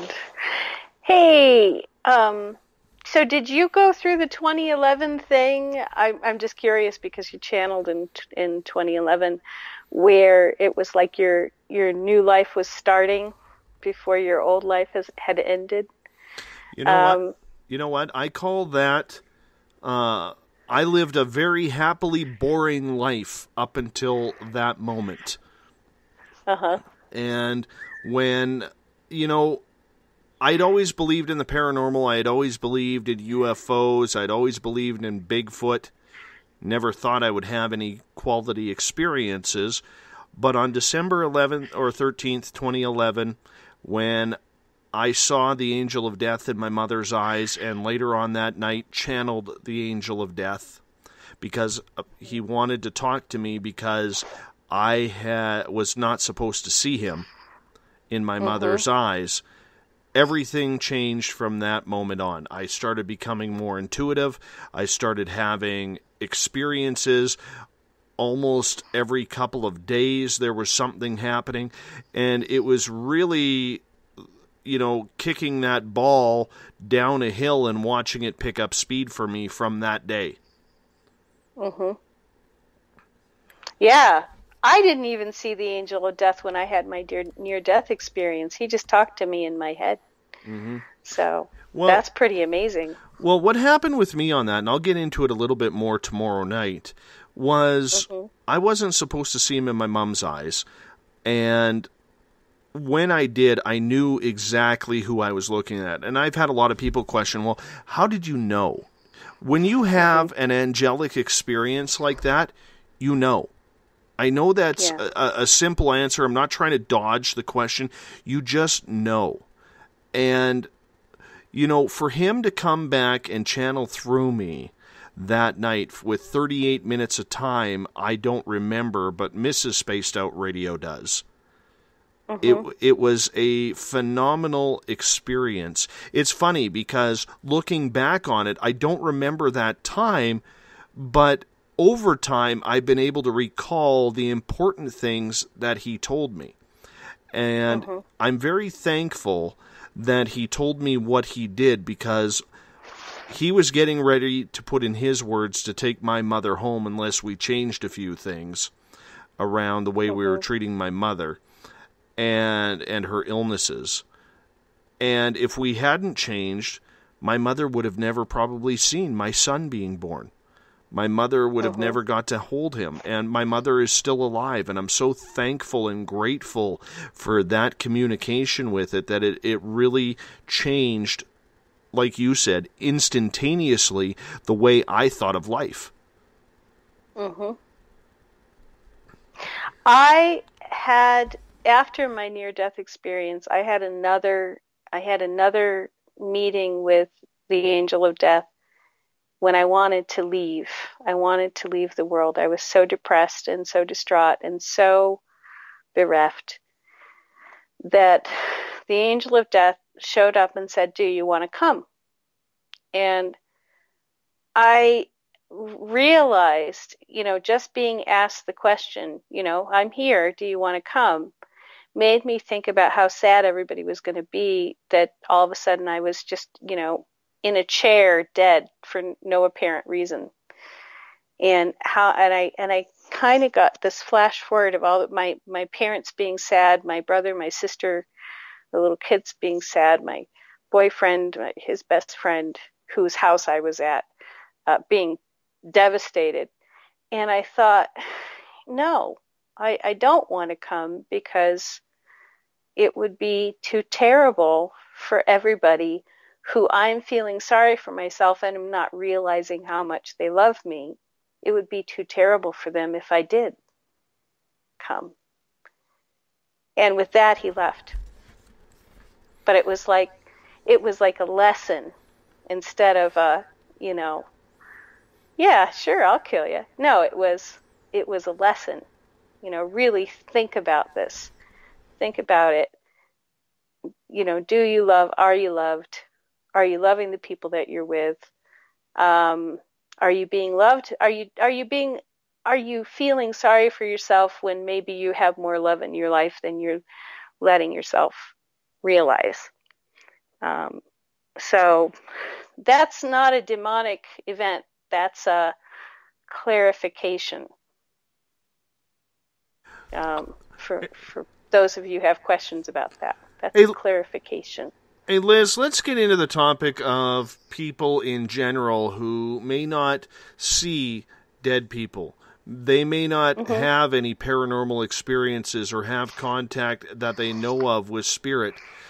In your opinion, for those people, we always hear that spirit is around everywhere. We always hear that spirit is anywhere we want it to be, anywhere we go, there's spirits around. Yet for most people, they don't have that connection to it, or they've lost that connection. What advice do you give to people who want to start seeing or want to get in touch with the fact that these spirits are around and they want to be able to participate maybe in communication with them, or just pick up the signs that their loved ones or friends are around? The first thing is to work on your own work on understanding your own energy body, your own energy field. And I'm going to tell you some things that if you have a pen and a paper, you know, this is the basic stuff. The first is becoming aware of your own mind. becoming aware of the thoughts that are in your own head that are just repetitive, useless thoughts. And that's through meditation, something like Zen meditation. So becoming aware of what you think, what thoughts are normally yours, how many times they repeat themselves, what is the litany of over and over and over again, whatever it is that you've got programmed going on. Learn to meditate so that you can quiet those thoughts and learn to recognize when a thought is yours or when a thought is coming from outside of you. Learn to recognize your own feelings. And again, this is through meditation. And it can also be through energy work, learning something like Reiki, where you energetically bring up your feelings and from your subconscious energy body. And it's really important to know that we have energy bodies between the conscious and the unconscious. Our conscious energy body is 10% of the whole. The unconscious or the subconscious is 90% of the whole. And meditation is one of the ways, and energy work is another way. It's another form of meditation or meditation-like practice where we can bring up feelings, thoughts, trapped emotions, and get a look at them and say, oh yes, this is mine. This happened to me when I was 3. And this is how I felt. And I've kind of always had like this echo of this feeling. Oh yeah, this is mine. So go about your healing. Go about your meditation for yourself first. When you get to a certain level of clarity about who you are and what's going on with you, Spirit will automatically, and even probably before you're clear, but Spirit will automatically start presenting you with spirits who are not you. You know, when you're ready to make that delineation between yourself, your subconscious, the next thing behind your subconscious and your feelings and your thoughts is where we are connected to all. Your subconscious is a doorway that's connected to all spirits, all other minds, all other subconsciousnesses. But if you're going to go into meditation and energy work, Spirit will just naturally hook you up and point out to you and give you experiences that are repetitive so you can learn, oh yeah, that's not me. That's the angels, you know, Uriel, or that's my grandpa Joe. You know, you'll be given family members or friends or an angel or somebody else's family member who wants to be helpful will show up and give you experiences over and over and over where you can say, oh yeah, no, that's Spirit. But you've already should have done some work on, this is me. This is my ego. These are the things I think. This is my repetitive programming. These are my subconscious thoughts and feelings. Start on your meditation, your healing work for yourself. Spirit will open the door for spiritual communication. Now, if you just want to jump in, go someplace like the school at Lilydale, which is online, or go to England. Can't remember the name of the school. You know, jump on a plane and go to England and go take a mediumship class.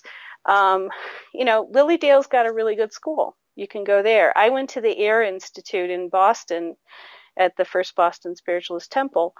But, you know, there are good schools, and these schools are now having online circles and online programs.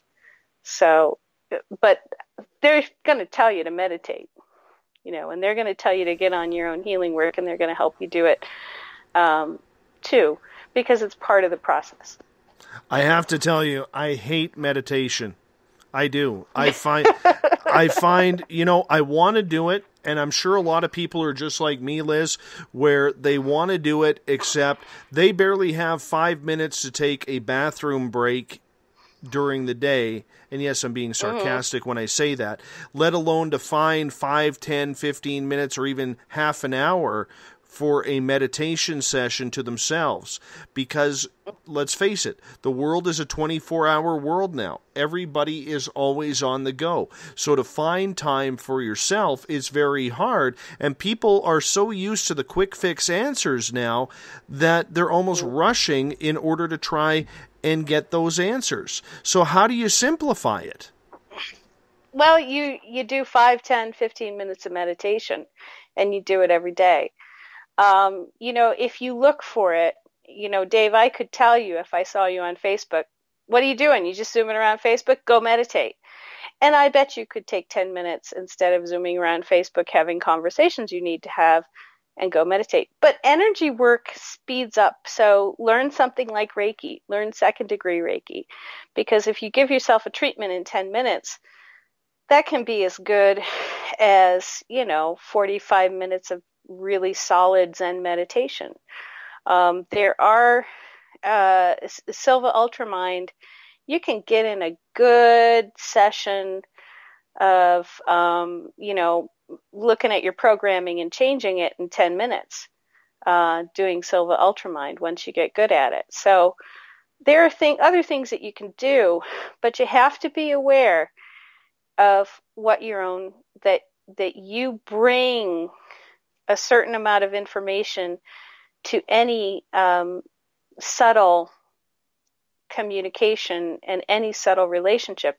When spirit is coming at you, they don't have a lot of energy to get their message through to you. And if you have all sorts of your own energy that's standing in the way, your own programming, your own filters, your own ego, your own thoughts, just loudly battering away, spirit's not going to have a lot of time or a lot of energy to get their message through to you in a clear and concise and consistent way. So if you really want to do this, you'll meditate at least some every day. And if you really want to do it, you'll do some form of energy work. You'll for years, I do different forms of energy work and don't just rest on one, because you find out that different forms of energy work do different things.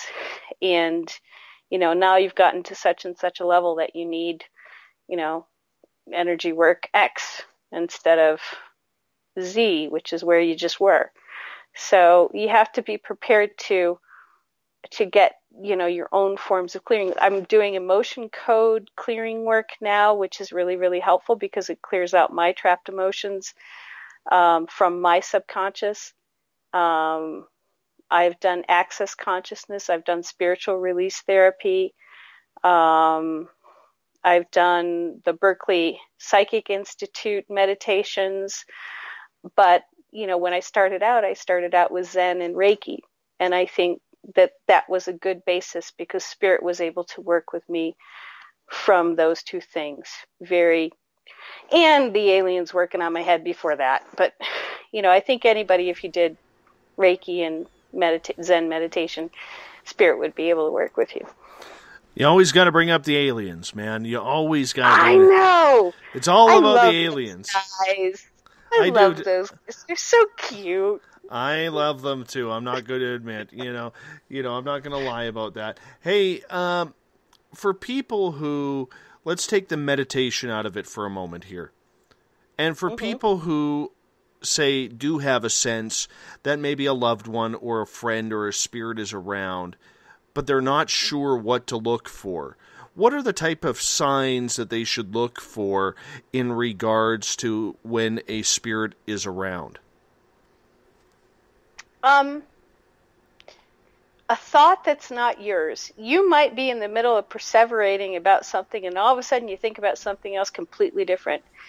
And then you realize, wait, that's what my dad would have said. Light a white candle.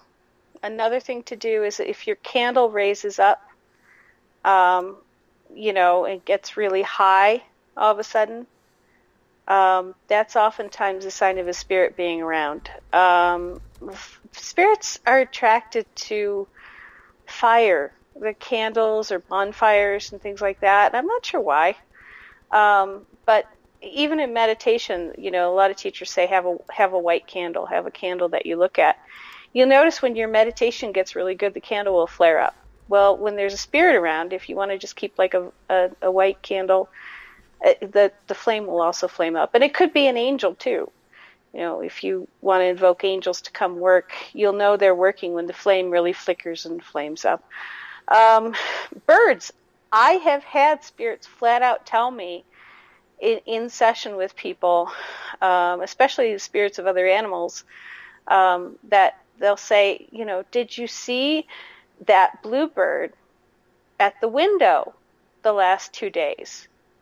And the person will go, oh my God, yes I did, and I wondered. And they will piggyback on a bird, or you'll find a bird doing something noticeably different or noticeably, making you pay attention. And that's oftentimes the sign that you're having a visitation.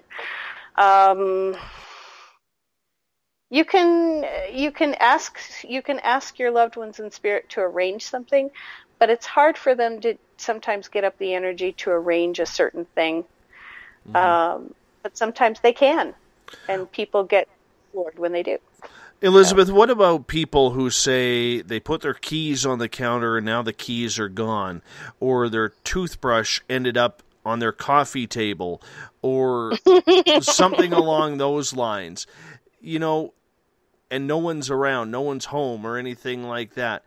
What about spirits that do things like that? What would cause a spirit to want to, say, move a toothbrush or move one shoe from a pair? You know what it's like. Oh, yeah. Oh, I know what it's like. My friend Dave, when he died, he was really good at physical manifestation. And so the first thing he did is, I had this little silver Hyundai, and he fixed the radio. I got it secondhand. The radio had never worked. He died, and the day that I found out he died, I had to go pick up my cat at the vet, and it was raining cats and dogs. I get into the little Hyundai, I turn it on. Dave was an astronomer. The radio is on, and he had already said that he wanted played at his funeral "My Way" by Elvis. Car turns on, radio's on. Elvis is singing, I did it my way. And I, of course, lose it. And then the next song is Catch a Falling Star and Put It in Your Pocket. And then there's When You Wish Upon a Star. So my whole trip to the frickin' vet, just after I learned David died, was him showing off that he fixed my radio and he could arrange to have all the songs that he wanted me to hear played on the radio. I didn't have to ask. He was just that belligerent and such a show-off. If you've got a family member who is really good at mechanical things, Dave was good in life at mechanical things, who has a lot of energy on the other side. My friend Dave has a lot of energy on the other side. Not Dave Scott, different Dave. You're going to have things like your keys get moved, your shoes get moved, various and sundry tricks played on you. Good. That's good. You're lucky. Not everybody will have somebody on the other side who has that much energy. But yeah, it happens. So it's a matter of just keeping your eyes open if somebody crossed over. Is it usually someone who has crossed over, Liz, that is new to crossing over, or could it be, say, a couple years down the road? It could be a couple years down the road, but when people first cross over, they're given a certain latitude to transition slowly because they're grieving you too. They're grieving you in a different way than you may be grieving them, but they're given a certain amount of latitude to be on the earth plane. Almost every spirit is around through. They may go down the tunnel and they'll come back, like the week prior or the days prior to their memorial service or whatever, they'll be around. Some people say you get your life review right away, but time is really different on the other side, so it really depends. But most spirits get latitude to come back, especially in the first 6 months, especially in the first 3 months. They may not know what they're doing between the physical world and the spiritual world. Different spirits have different talents in that way. And they can ask their helpers to help them, or another spirit to help them. And they'll try if you ask them for something. And, if you have asked, pay attention. We are talking with Elizabeth Anglin tonight on Spaced Out Radio. We only have a couple minutes left in tonight's broadcast. Liz, I got one final question for you for the night. A lot of people will say, and I'm a believer in this, that there is a connection between the paranormal world and the extraterrestrial world. Do you believe this is the case in regards to the connection between the two, or do you think they're totally two different separate entities? No, the aliens are living in the same universe with us, and the paranormal is happening in the same universe with us, and or universe of universes, with parallel realities, with multiple dimensions. I have found that, if you have alien stuff going on, you tend to have more paranormal stuff go on at the same time. Maybe it's because, the aliens have made you more psychic or telepathic, but I think there's a certain amount of, just working with energy, the energy of the world, vortexes, portals, excess energy from alien tech. I could write books if I had somebody who could help me keep it organized in my brain about theories about why the paranormal and alien experiences are so connected. I will tell you, in my near-death experience, what happened with me was the aliens screwed up and killed me. And I actually had this vision of Jesus looking down at the aliens and saying, she's not supposed to be here now. You better fix her, and you better fix her good. Make her not have any problems, because she's supposed to have such and such a long life and do such and such things, and you guys screwed up, and you got to fix it. So I also have had conversations about the universalization of spirit across alien planets, that there are aliens who understand our religious beliefs and understand our saints and angels and Jesus, because they've had similar beings come to their planets and universalize them. And that in its best form, our spirits who work with us are helping us become universal citizens, so that we're not xenophobic and we're not deciding that we're just going to go beat up aliens because they're not like us. So awesome. Elizabeth Anglin, your website, ElizabethAnglin.com. Thank you so much for being on Spaced Out Radio tonight. Always a pleasure. I'm not sure yet if I'm going to call an end to this show. I haven't decided yet. But, Liz, I'm going to send you on your way because I know you need some sleep. Thank you once again for being awesome on this show, freaking the hell out of us when you threw the black tunnels. What's this person? Exactly. There is a tunnel. I watched Fantasia a lot, the Disney movie Fantasia a lot, right after my near-death experience. So if you want to see what that tunnel is sort of kind of like, only it's a lot better when you're having your near-death experience, go see Fantasia again. Awesome, Liz. Anyway. Appreciate your time. Much love to you, and we'll talk to you very, very soon. Okay, thanks. See you later. See you later.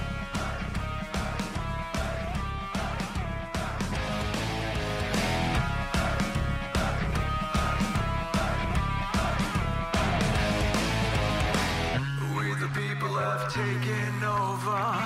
We the people are little brother, standing by to dethrone each other, watching you and watching me.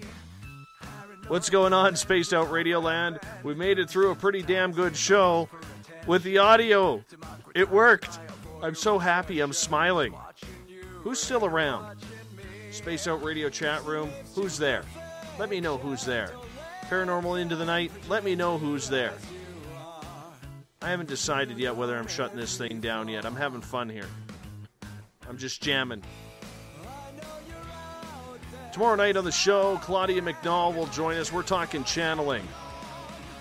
We are going to get into it. We're going to see what it's all about. We're going to see if you, me, anybody else can do it. We'll see how it goes. Bumblefoot on the music. Go to spacedoutradio.com. Click on the Bumblefoot page. You can learn all about Ron Bumblefoot Thal, former lead guitarist of Guns N' Roses, now on his own, doing the independent thing. He rocks it. This comes from the Little Brother is Watching album. You can check it out on YouTube. SpacedOutRadio.com.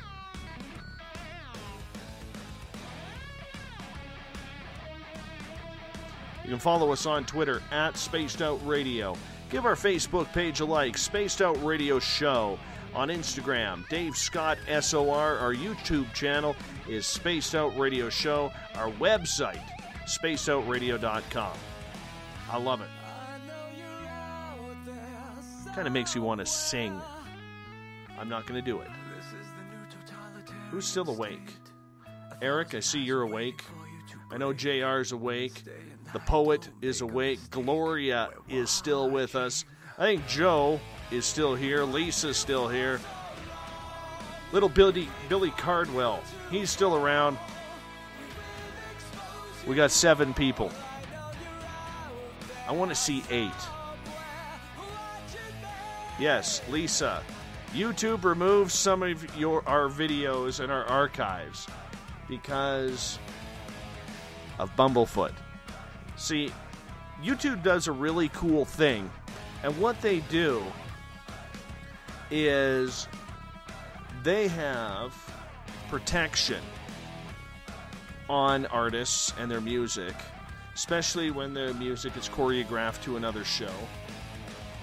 And what we are I'm going to play this again because I like it. But what's happened is with Bumblefoot's music, we got flagged for using his music on the show because it's his music. YouTube didn't know that we have permission from the Bumblefoot to use his music. So what we are doing here is we've had to send a letter in from Bumblefoot stating that we are allowed and have permission from him to use his music. So our archives right now are being automatically erased by YouTube. It's not their fault, but you know what?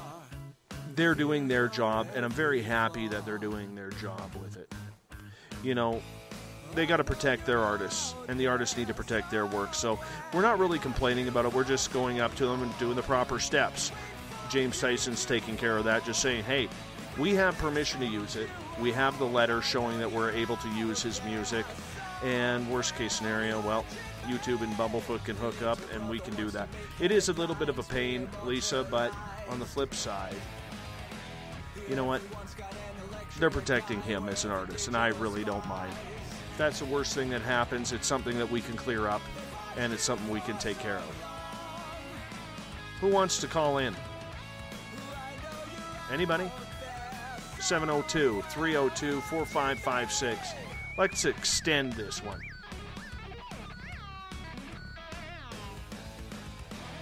I'm all good. Joe, wake up. The aliens aren't even there.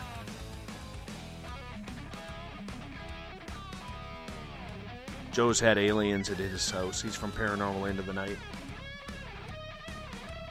See, we got Eric Mothman in the Spaced Out Radio chat room. The poet is there. Jennifer's Journey. Brian, still awake, barely.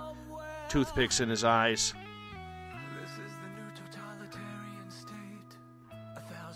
Poet, trying to get Eric to call in. Eric will be here, just so you know, Eric Mothman. He will be here Wednesday and Thursday night for a double shot of his experiences in the Florida Everglades. From Bigfoot to extraterrestrials, government officials. It's a wicked, awesome story. So, Eric, save your stories for the next couple of nights. Yes, I agree. Eric just posted in Spaced Out Radio chat room. If he calls in, it will take away from the stories on Wednesday. I don't want you to break the news just yet, Eric. Don't spoil my show. I don't want to. All right, the music's cutting out here. Da, da, da, da, da, da, da. Yes, I'm a Bumblefoot fan. And you know what? He's a great guy, too. So, if you want to talk to me, we'll go until the bottom of the hour. 702-302-4556. Skype me at Spaced Out Radio Dave, who is waiting for the call. Who's going to call in? Uncle Bill, you going to tell us some Toronto Maple Leaf stories? This is about you guys. This is about what you want. We're opening up the lines. It's not about me here. You guys wanted extra time? I'm willing to put in the extra time. Poet, I know you're good for it. You're always calling in. You can tell us about the purple plates or all your Guns N' Roses collection that you're going to sell to me. Rock and roll memorabilia or rockandrollcollectibles.com, her website. Got to check out that stuff. It's really cool. And purpleplates.com, the Poet's other website. One of our main sponsors here on Spaced Out Radio. We love dealing with them. We're going to try and finagle some purple plates out for the Space Travelers membership so that way we can get them out there. I think we're also, when we open up the Spaced Out Radio store, that we'll be putting them up for sale right there. So, anybody have any paranormal experiences lately? I tell you, I have a daytime job, as most of you know. And the other day, I was sitting in this room at the photocopier machine. I just walked in there, and one of my coworkers, who has a real monotone type voice, is standing in the main foyer of our offices. And I swear I heard him. And I'm like, yo, Don, did you say something? And he looks at me, he goes, no. I said, no, you said something. I just heard you right behind me. I said, no, I didn't say a thing. He goes, you hearing things again? I'm like, yeah. I can't remember what the voice said. It was so mumbled. But it was just really, really cool. Because me personally, my experiences, I've been boring lately. And that's probably the wrong thing to say, but I haven't had a lot of experiences over the last little while. I don't know why, I just haven't. I think it has a lot to do with the fact that I put out so much energy regarding this show, and I know they, whoever they are on the other side, want me to do this show, so that's what I'm running with. So far, so good. And I haven't had many experiences, especially at my daytime job. Nothing ever happens there, except now. So there was someone behind me. Don't know who it was, but there was someone there. And it bugs me. When I have an experience, it bugs me. Not bug me like I get upset or anything like that. But it bugs me to the point because it's always that split second happening that creates about I'm going to say 100 to 200 questions.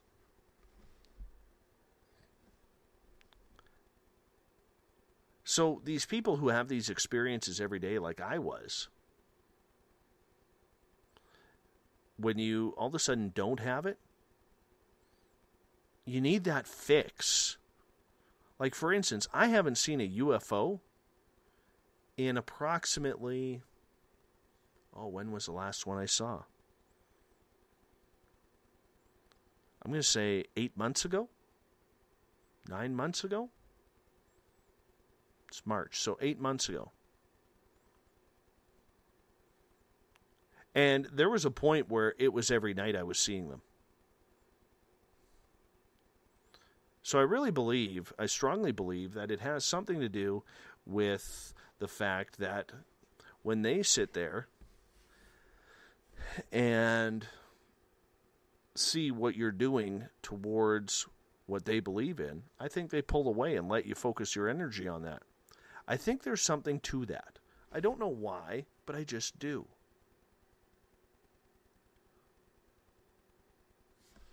I really, really think there is something to that. 1-702-302-4556. If you want to call in, if you want to Skype in, Dave Scott, or what is my Skype name? Spaced Out Radio Dave. That's the one. Spaced Out Radio Dave. And we got a big chant from the East Coasters going on in the Spaced Out Radio chat room. They're comparing times. The poet, Corrine de Winter, and Eric Mothman. They're amazed that their times are the same on the East Coast. Yes, I'm playing here. So, pick a topic of what you want me to talk about, post it, and I will get to it. Because I kind of have. That's what I do.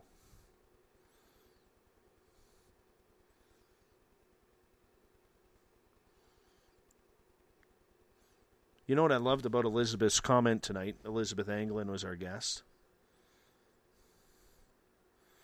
I love the fact that she said that we all have to be able to look for signs, but most of us do not have the ability to actually pick up what is going on. I love the fact that we are helping people open up. Okay, I'm changing topics here. Eric from the Space Out Radio chat room wants to know about my ET encounter. Which one? The first one? The time I woke up when I was taken? The time where I knew I had one in my house and he was a bad guy? Or the time when I was broadcasting and there appeared one at the window while I was broadcasting?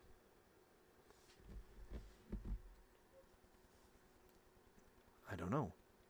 Which one should we talk about? Okay, Lisa is asking if I have ever been abducted. And Eric, I'll get back to you in a moment because she asked first before you posted. Yes, I have. Once that I know of. Once that I'm not sure of. I'm not sure if it was a dream or not. The one that I had a dream about, or the one I'm not sure of, Lisa, happened a couple of years ago, where I remember dreaming that I got into a fight with a bunch of Greys. And I won. But they had me like pinned down and everything. It wasn't a pleasant experience. It actually happened after they had done a couple of things to me. I don't know what they did, but I remember fighting them, and I don't remember anything after that. Now, I have had since confirmed by a couple of psychic people that I trust, including Elizabeth Anglin, who said, yes, that did happen. So maybe that's why they don't like me, the bad guys. But on September 29th, 2014, I was doing a little bit of channeling. And a lot of times when you channel, and people who are intuitive will understand when I say this, you actually sometimes see more with your eyes closed than you do when they're open. And my wife was sitting on a lawn chair because we were on our patio, and it was a nice warm night. And she was sitting maybe 2-3 feet in front of me.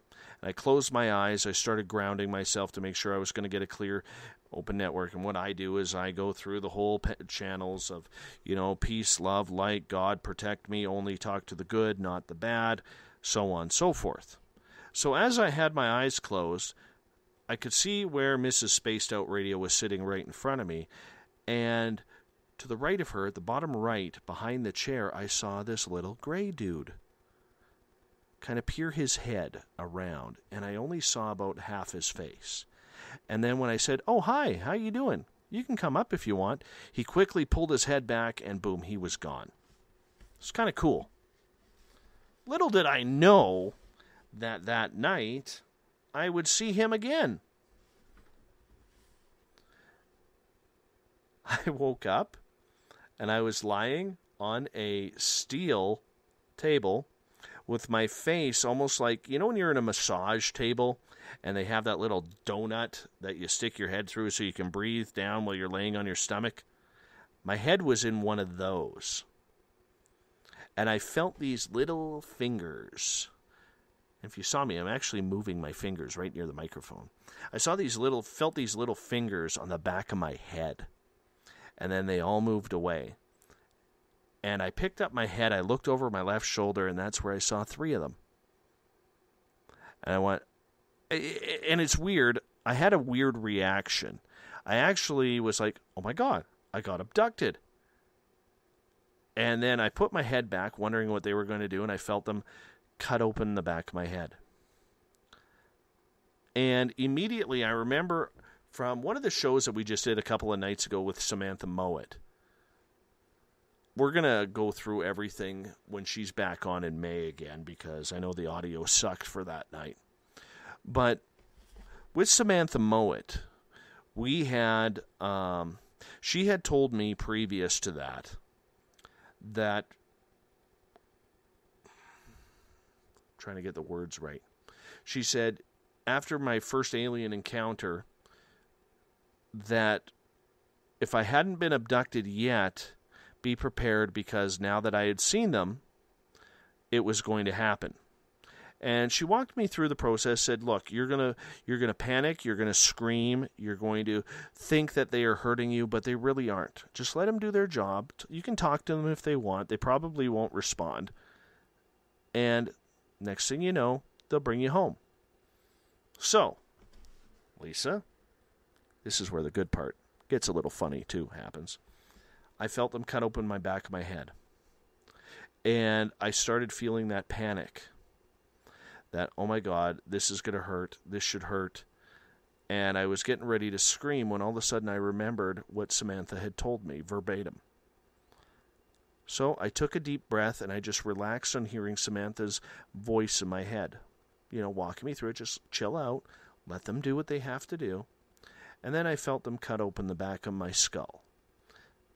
I want to say it sounded, I'm going to use the term saw, but it didn't sound like a saw. And then I felt one guy pulling the skin, trying to pull it towards my forehead. And the other guy's trying to pull up on my skull as the third guy is trying to jam, I'm assuming, an implant.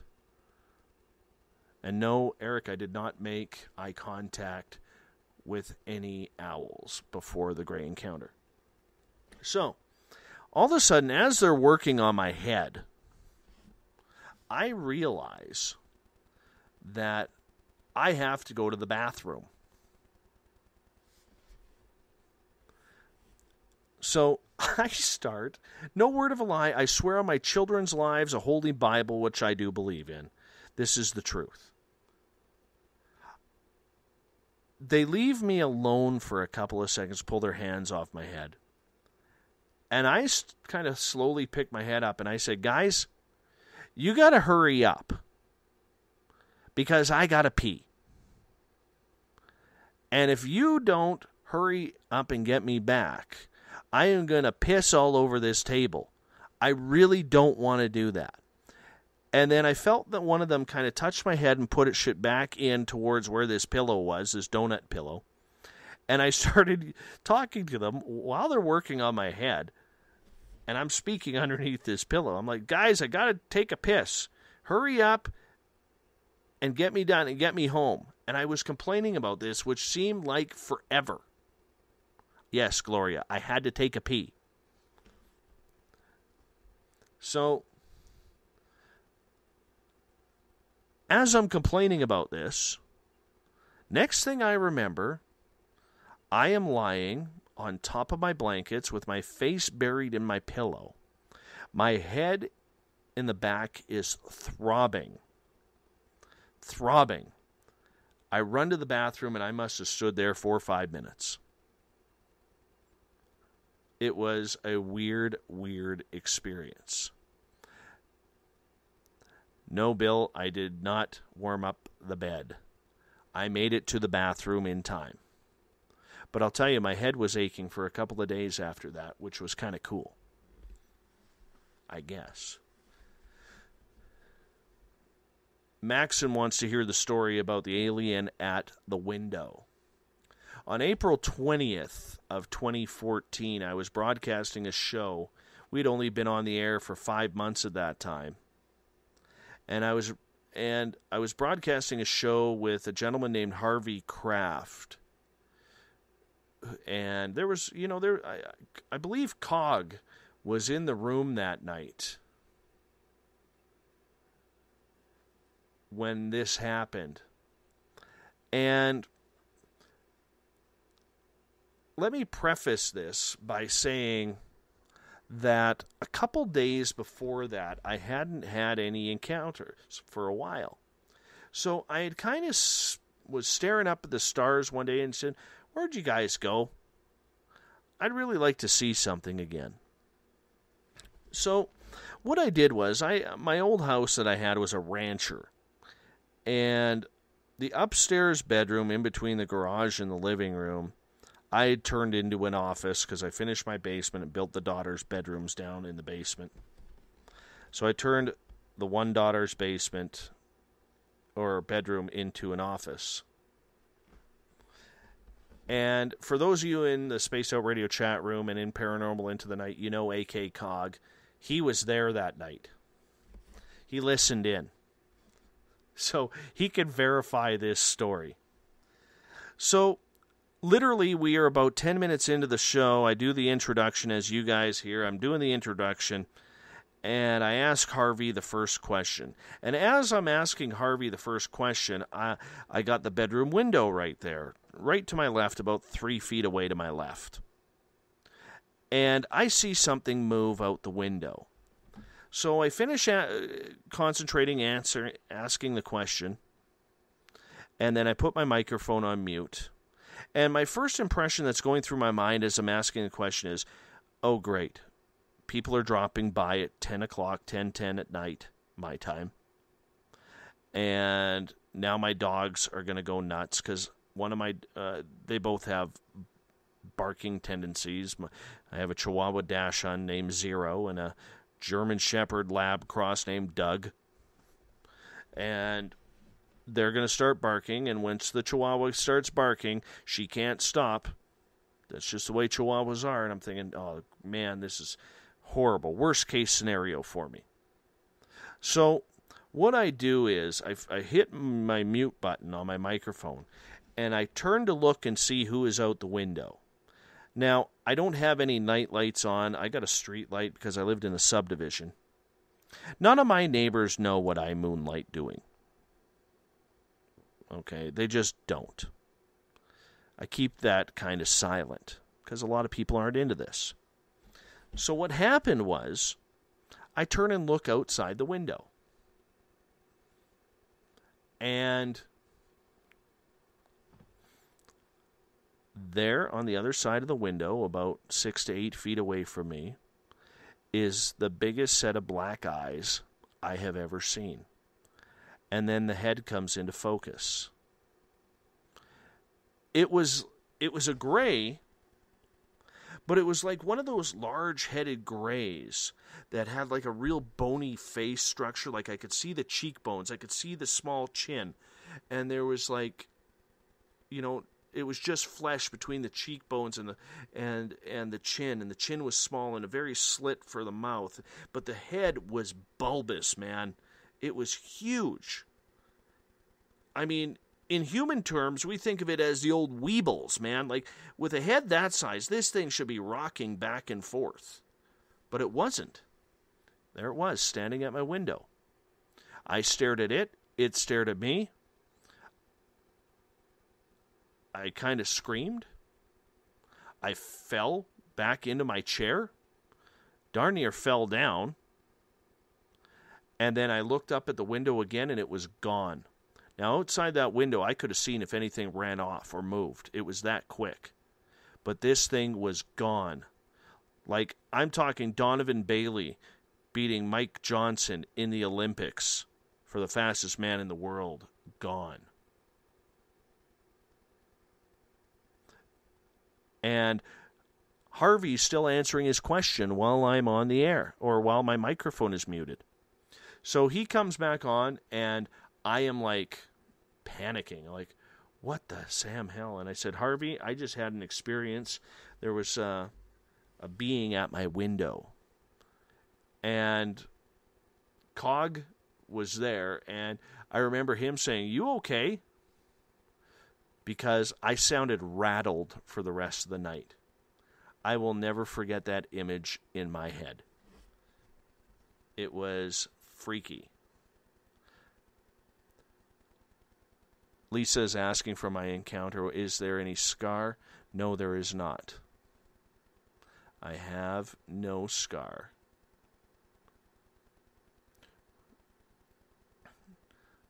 So that was probably the closest encounter that I have been in when I've been wide awake.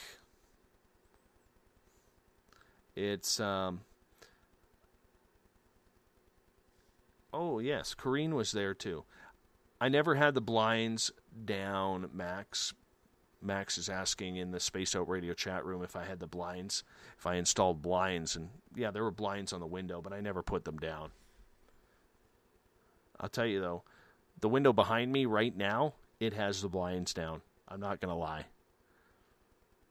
I'm not going to lie. That was kind of trippy. I think that's the story that Eric wanted to hear. Eric, you can confirm that with me. Yeah, there were a couple people there that night. That one rattled me. Gloria is asking, so if I talk to them, you think I'll see them? Here's my advice, and here's my scenario, and you guys have heard me say this many times on this show before. Be careful what you wish for. Whether it's delving into the spirits or UFOs or extraterrestrials. Because with all there's good and bad, ground yourself before you do it. Just ground yourself. That's all you got to do. And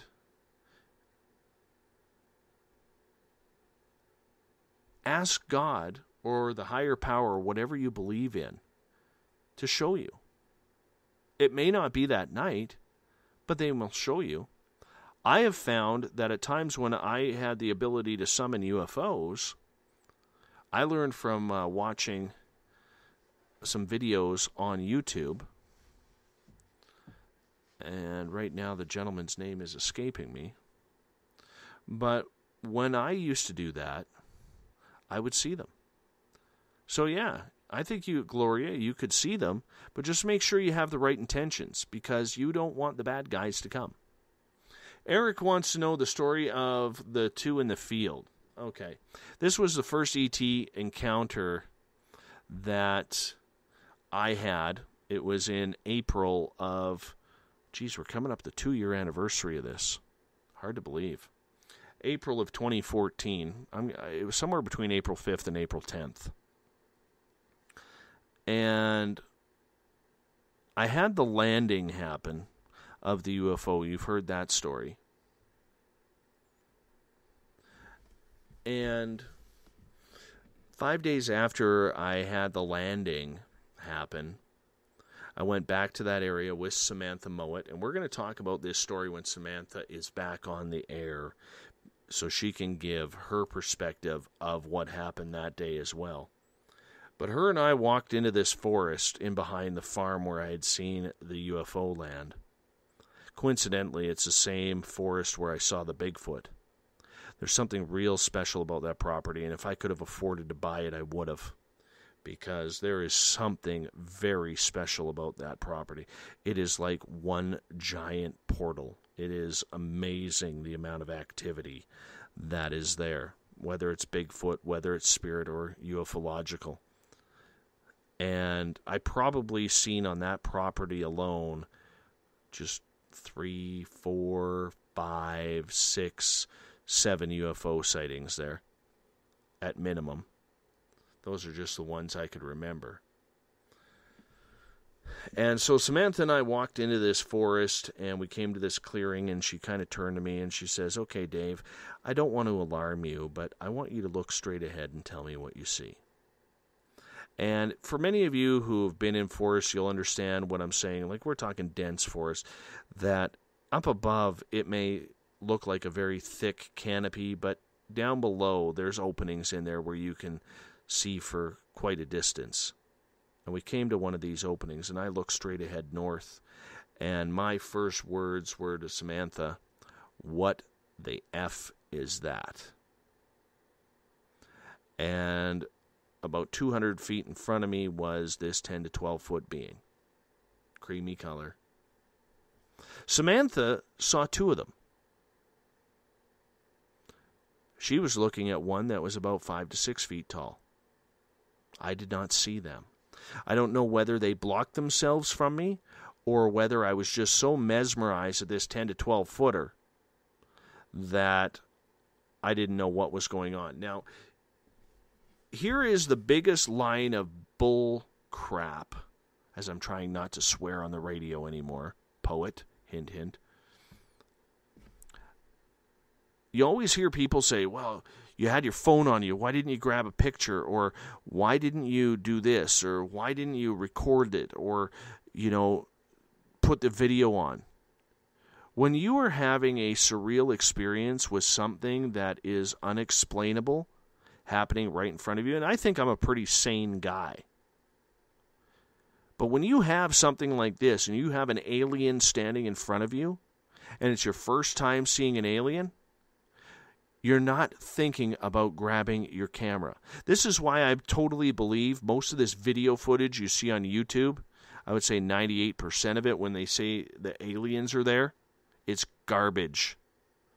Because people panic. And when you see the people standing there with their cameras and their cameras are totally still, or the fake shaking, it's all crap. Because you're not thinking about it. It's the last thing from your mind, oh, I have to film this. So, I'm looking at this being 10 to 12 feet tall, and what's running through my head at that time is, I'm going to use an example. Imagine you're about a 5-6-year-old kid just learning the rules of life, and all the do's and don'ts that you've been taught your entire life is written on a sheet of paper, and you're holding tightly onto that piece of paper because mom and dad and God above told you to hold onto that paper tight. And then all of a sudden a stranger comes up to you, says, "Hey, son, daughter, whatever. Can I see what's on that piece of paper?" Rips it out of your hand, doesn't even read it, crumples it up and throws it in the garbage. You feel lost. You feel empty. Because your entire reality, and I was 40 years old when that happened, I'm 42 now. Your entire reality is over. Everything you have been taught up until that moment is over. You question whether there is a God. You question whether there is a devil, a heaven, or a hell. You question absolutely everything. So I started having a panic attack. Not a big one, but everything was racing through my mind. And then telepathically, the little alien says to Samantha, "You are more than welcome to come over and say hello to us. We are not taking you today. We wanted to introduce ourselves. However, we are worried and concerned about the man's health. So we will leave it up to you." She wanted to go. I made the decision not to go. Because there's an alien standing 10 to 12 feet tall, 200 feet in front of me. So for people who are sitting there, I would run up to it. I would go shake its hand. I would say, "What's going on, dude?" It's crap. It doesn't happen that way. We watched them for about 15 minutes before we got called to a different area of the forest. We never saw the aliens after that. I think it was an exit queue. Because when we went back to the original place, they were gone.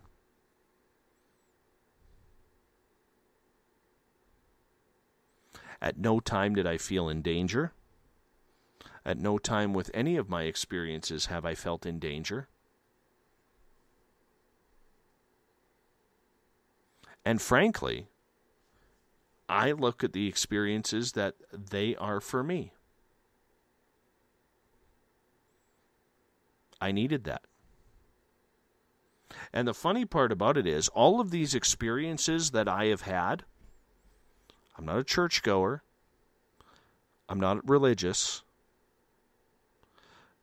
but I can say this. In my opinion, for me, not anybody else, but all these experiences that I've had, believe it or not, have made me understand God more and have actually brought me closer to God.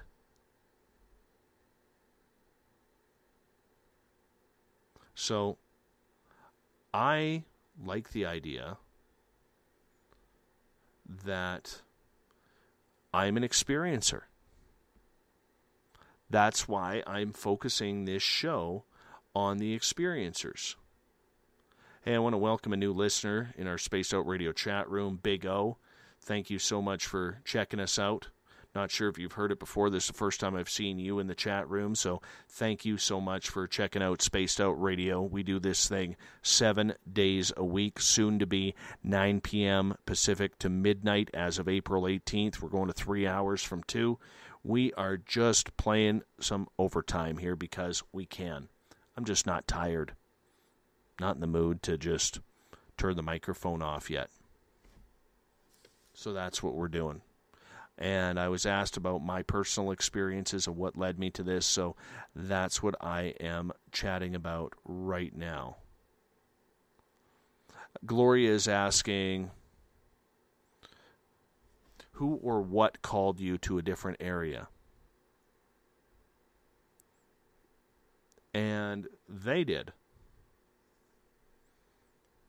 Whoever they are.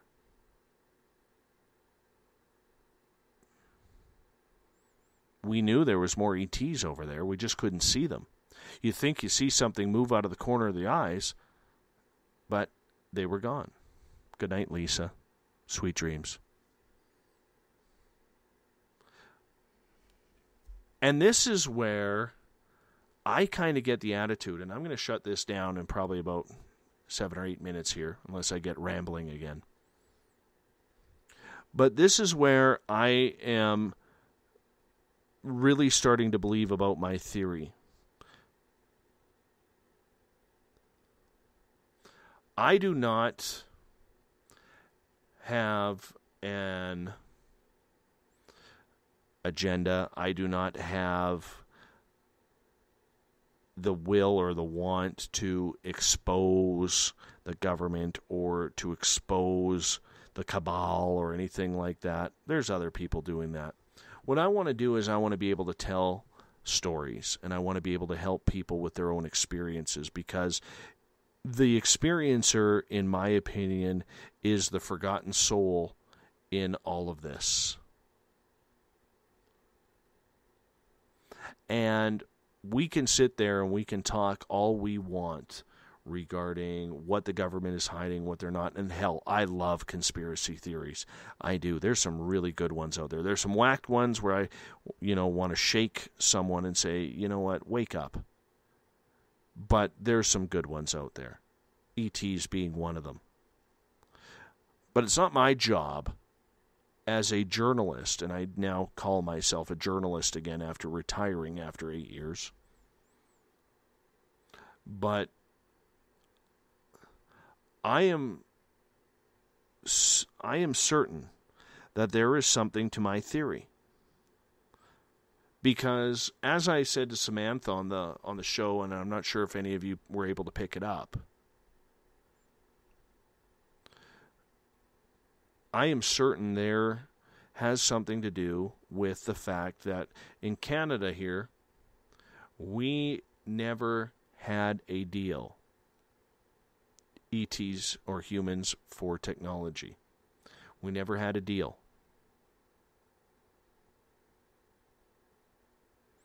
And that's why I strongly believe that most encounters, and I would say the high percentage of 80 to 90% of all encounters that happen here in Canada are of a positive extent. And that concerns me when I talk to a lot of American people, and most of you are American. When I hear the stories and the nightmares of what you're experiencing from extraterrestrials, and how you all think they're bad, and how you all think that they're here to take over the world. Light bulb people, if they could get here, they could have already taken over the world. If we're their slave labor, I don't think we'd have people working on the radio talking about it, or in television, or accountants, or construction workers, or you name it.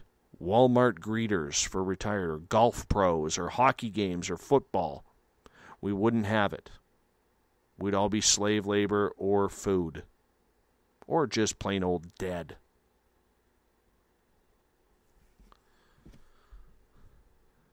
But the paranoia is strong in regards to that because there have been so many reported incidents of negative entities really brought to light by Whitley Strieber and his book, Communion, the only book I have never finished. And the one thing that I will say about this is my experiences, and I'm probably lucky, have been good. But I know there are people out there right now who are listening who haven't had a good time.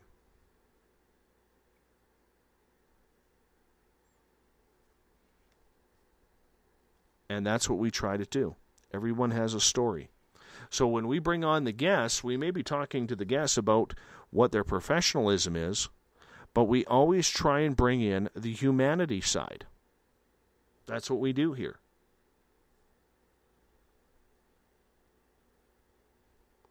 That's what we try and do on Spaced Out Radio 7 days a week, is bring the humanity into what we do.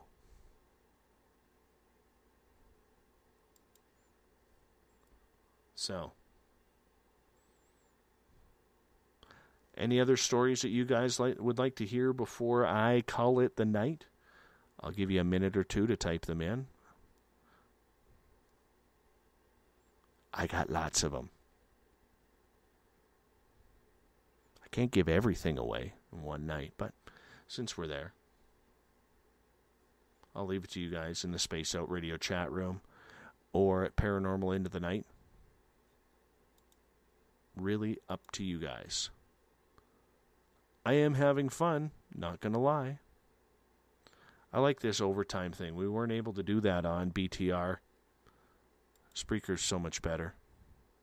Really happy with it. And we got good sound tonight, which is always nice.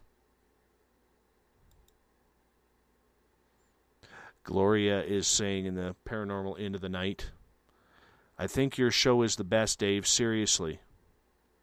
And Jefferson Rose follows up with, you're doing a great job, Dave. Keep up the great work. Thank you so much. I really appreciate that.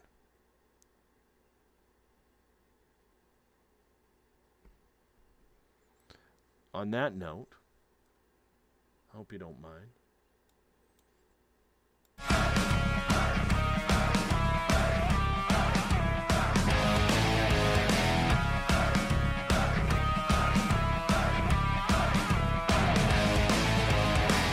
We the people have taken over.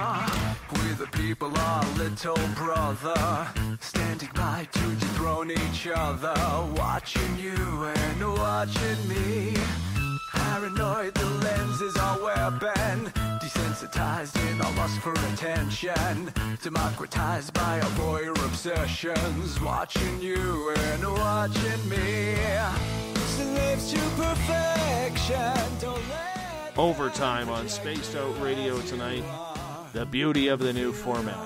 I didn't feel like being done, so we went 45 minutes longer.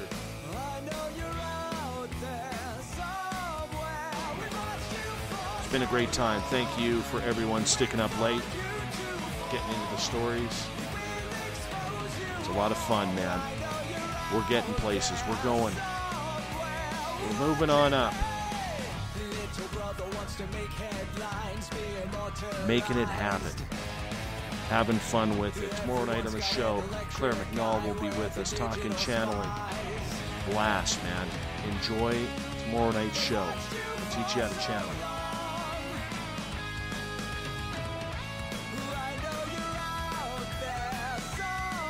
It's all good. We're having a lot of fun. I think I got the best listeners. Do me a favor. Spread the word. That's how we're going to make this grow. We've already tripled our numbers since we came to Spreaker. We've only been here 1 week tonight. Well, let's start moving those numbers higher. This is like a telethon. I need your help. Spread the word. When you see the show announcements on social media, spread the word. That's all I really ask. We'll take care of the rest. We'll see you tomorrow night at 10 p.m. Pacific, 1 a.m. Eastern. Stay in line, don't make a mistake. I'm out. Watching. We watched you for so long. We wait for you to fall. We will expose you all. I know you're out there somewhere watching me.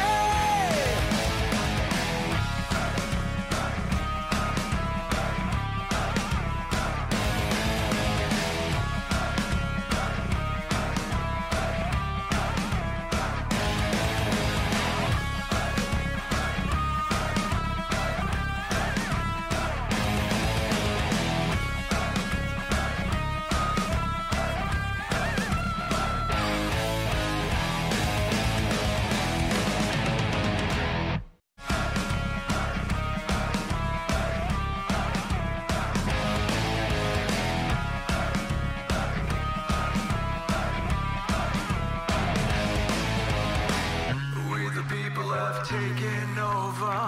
We the people, our little brother, standing by to dethrone each other, watching you and watching me. Paranoid, the lens is our weapon, desensitized in our lust for attention, democratized by our voyeur obsessions, watching you and watching me.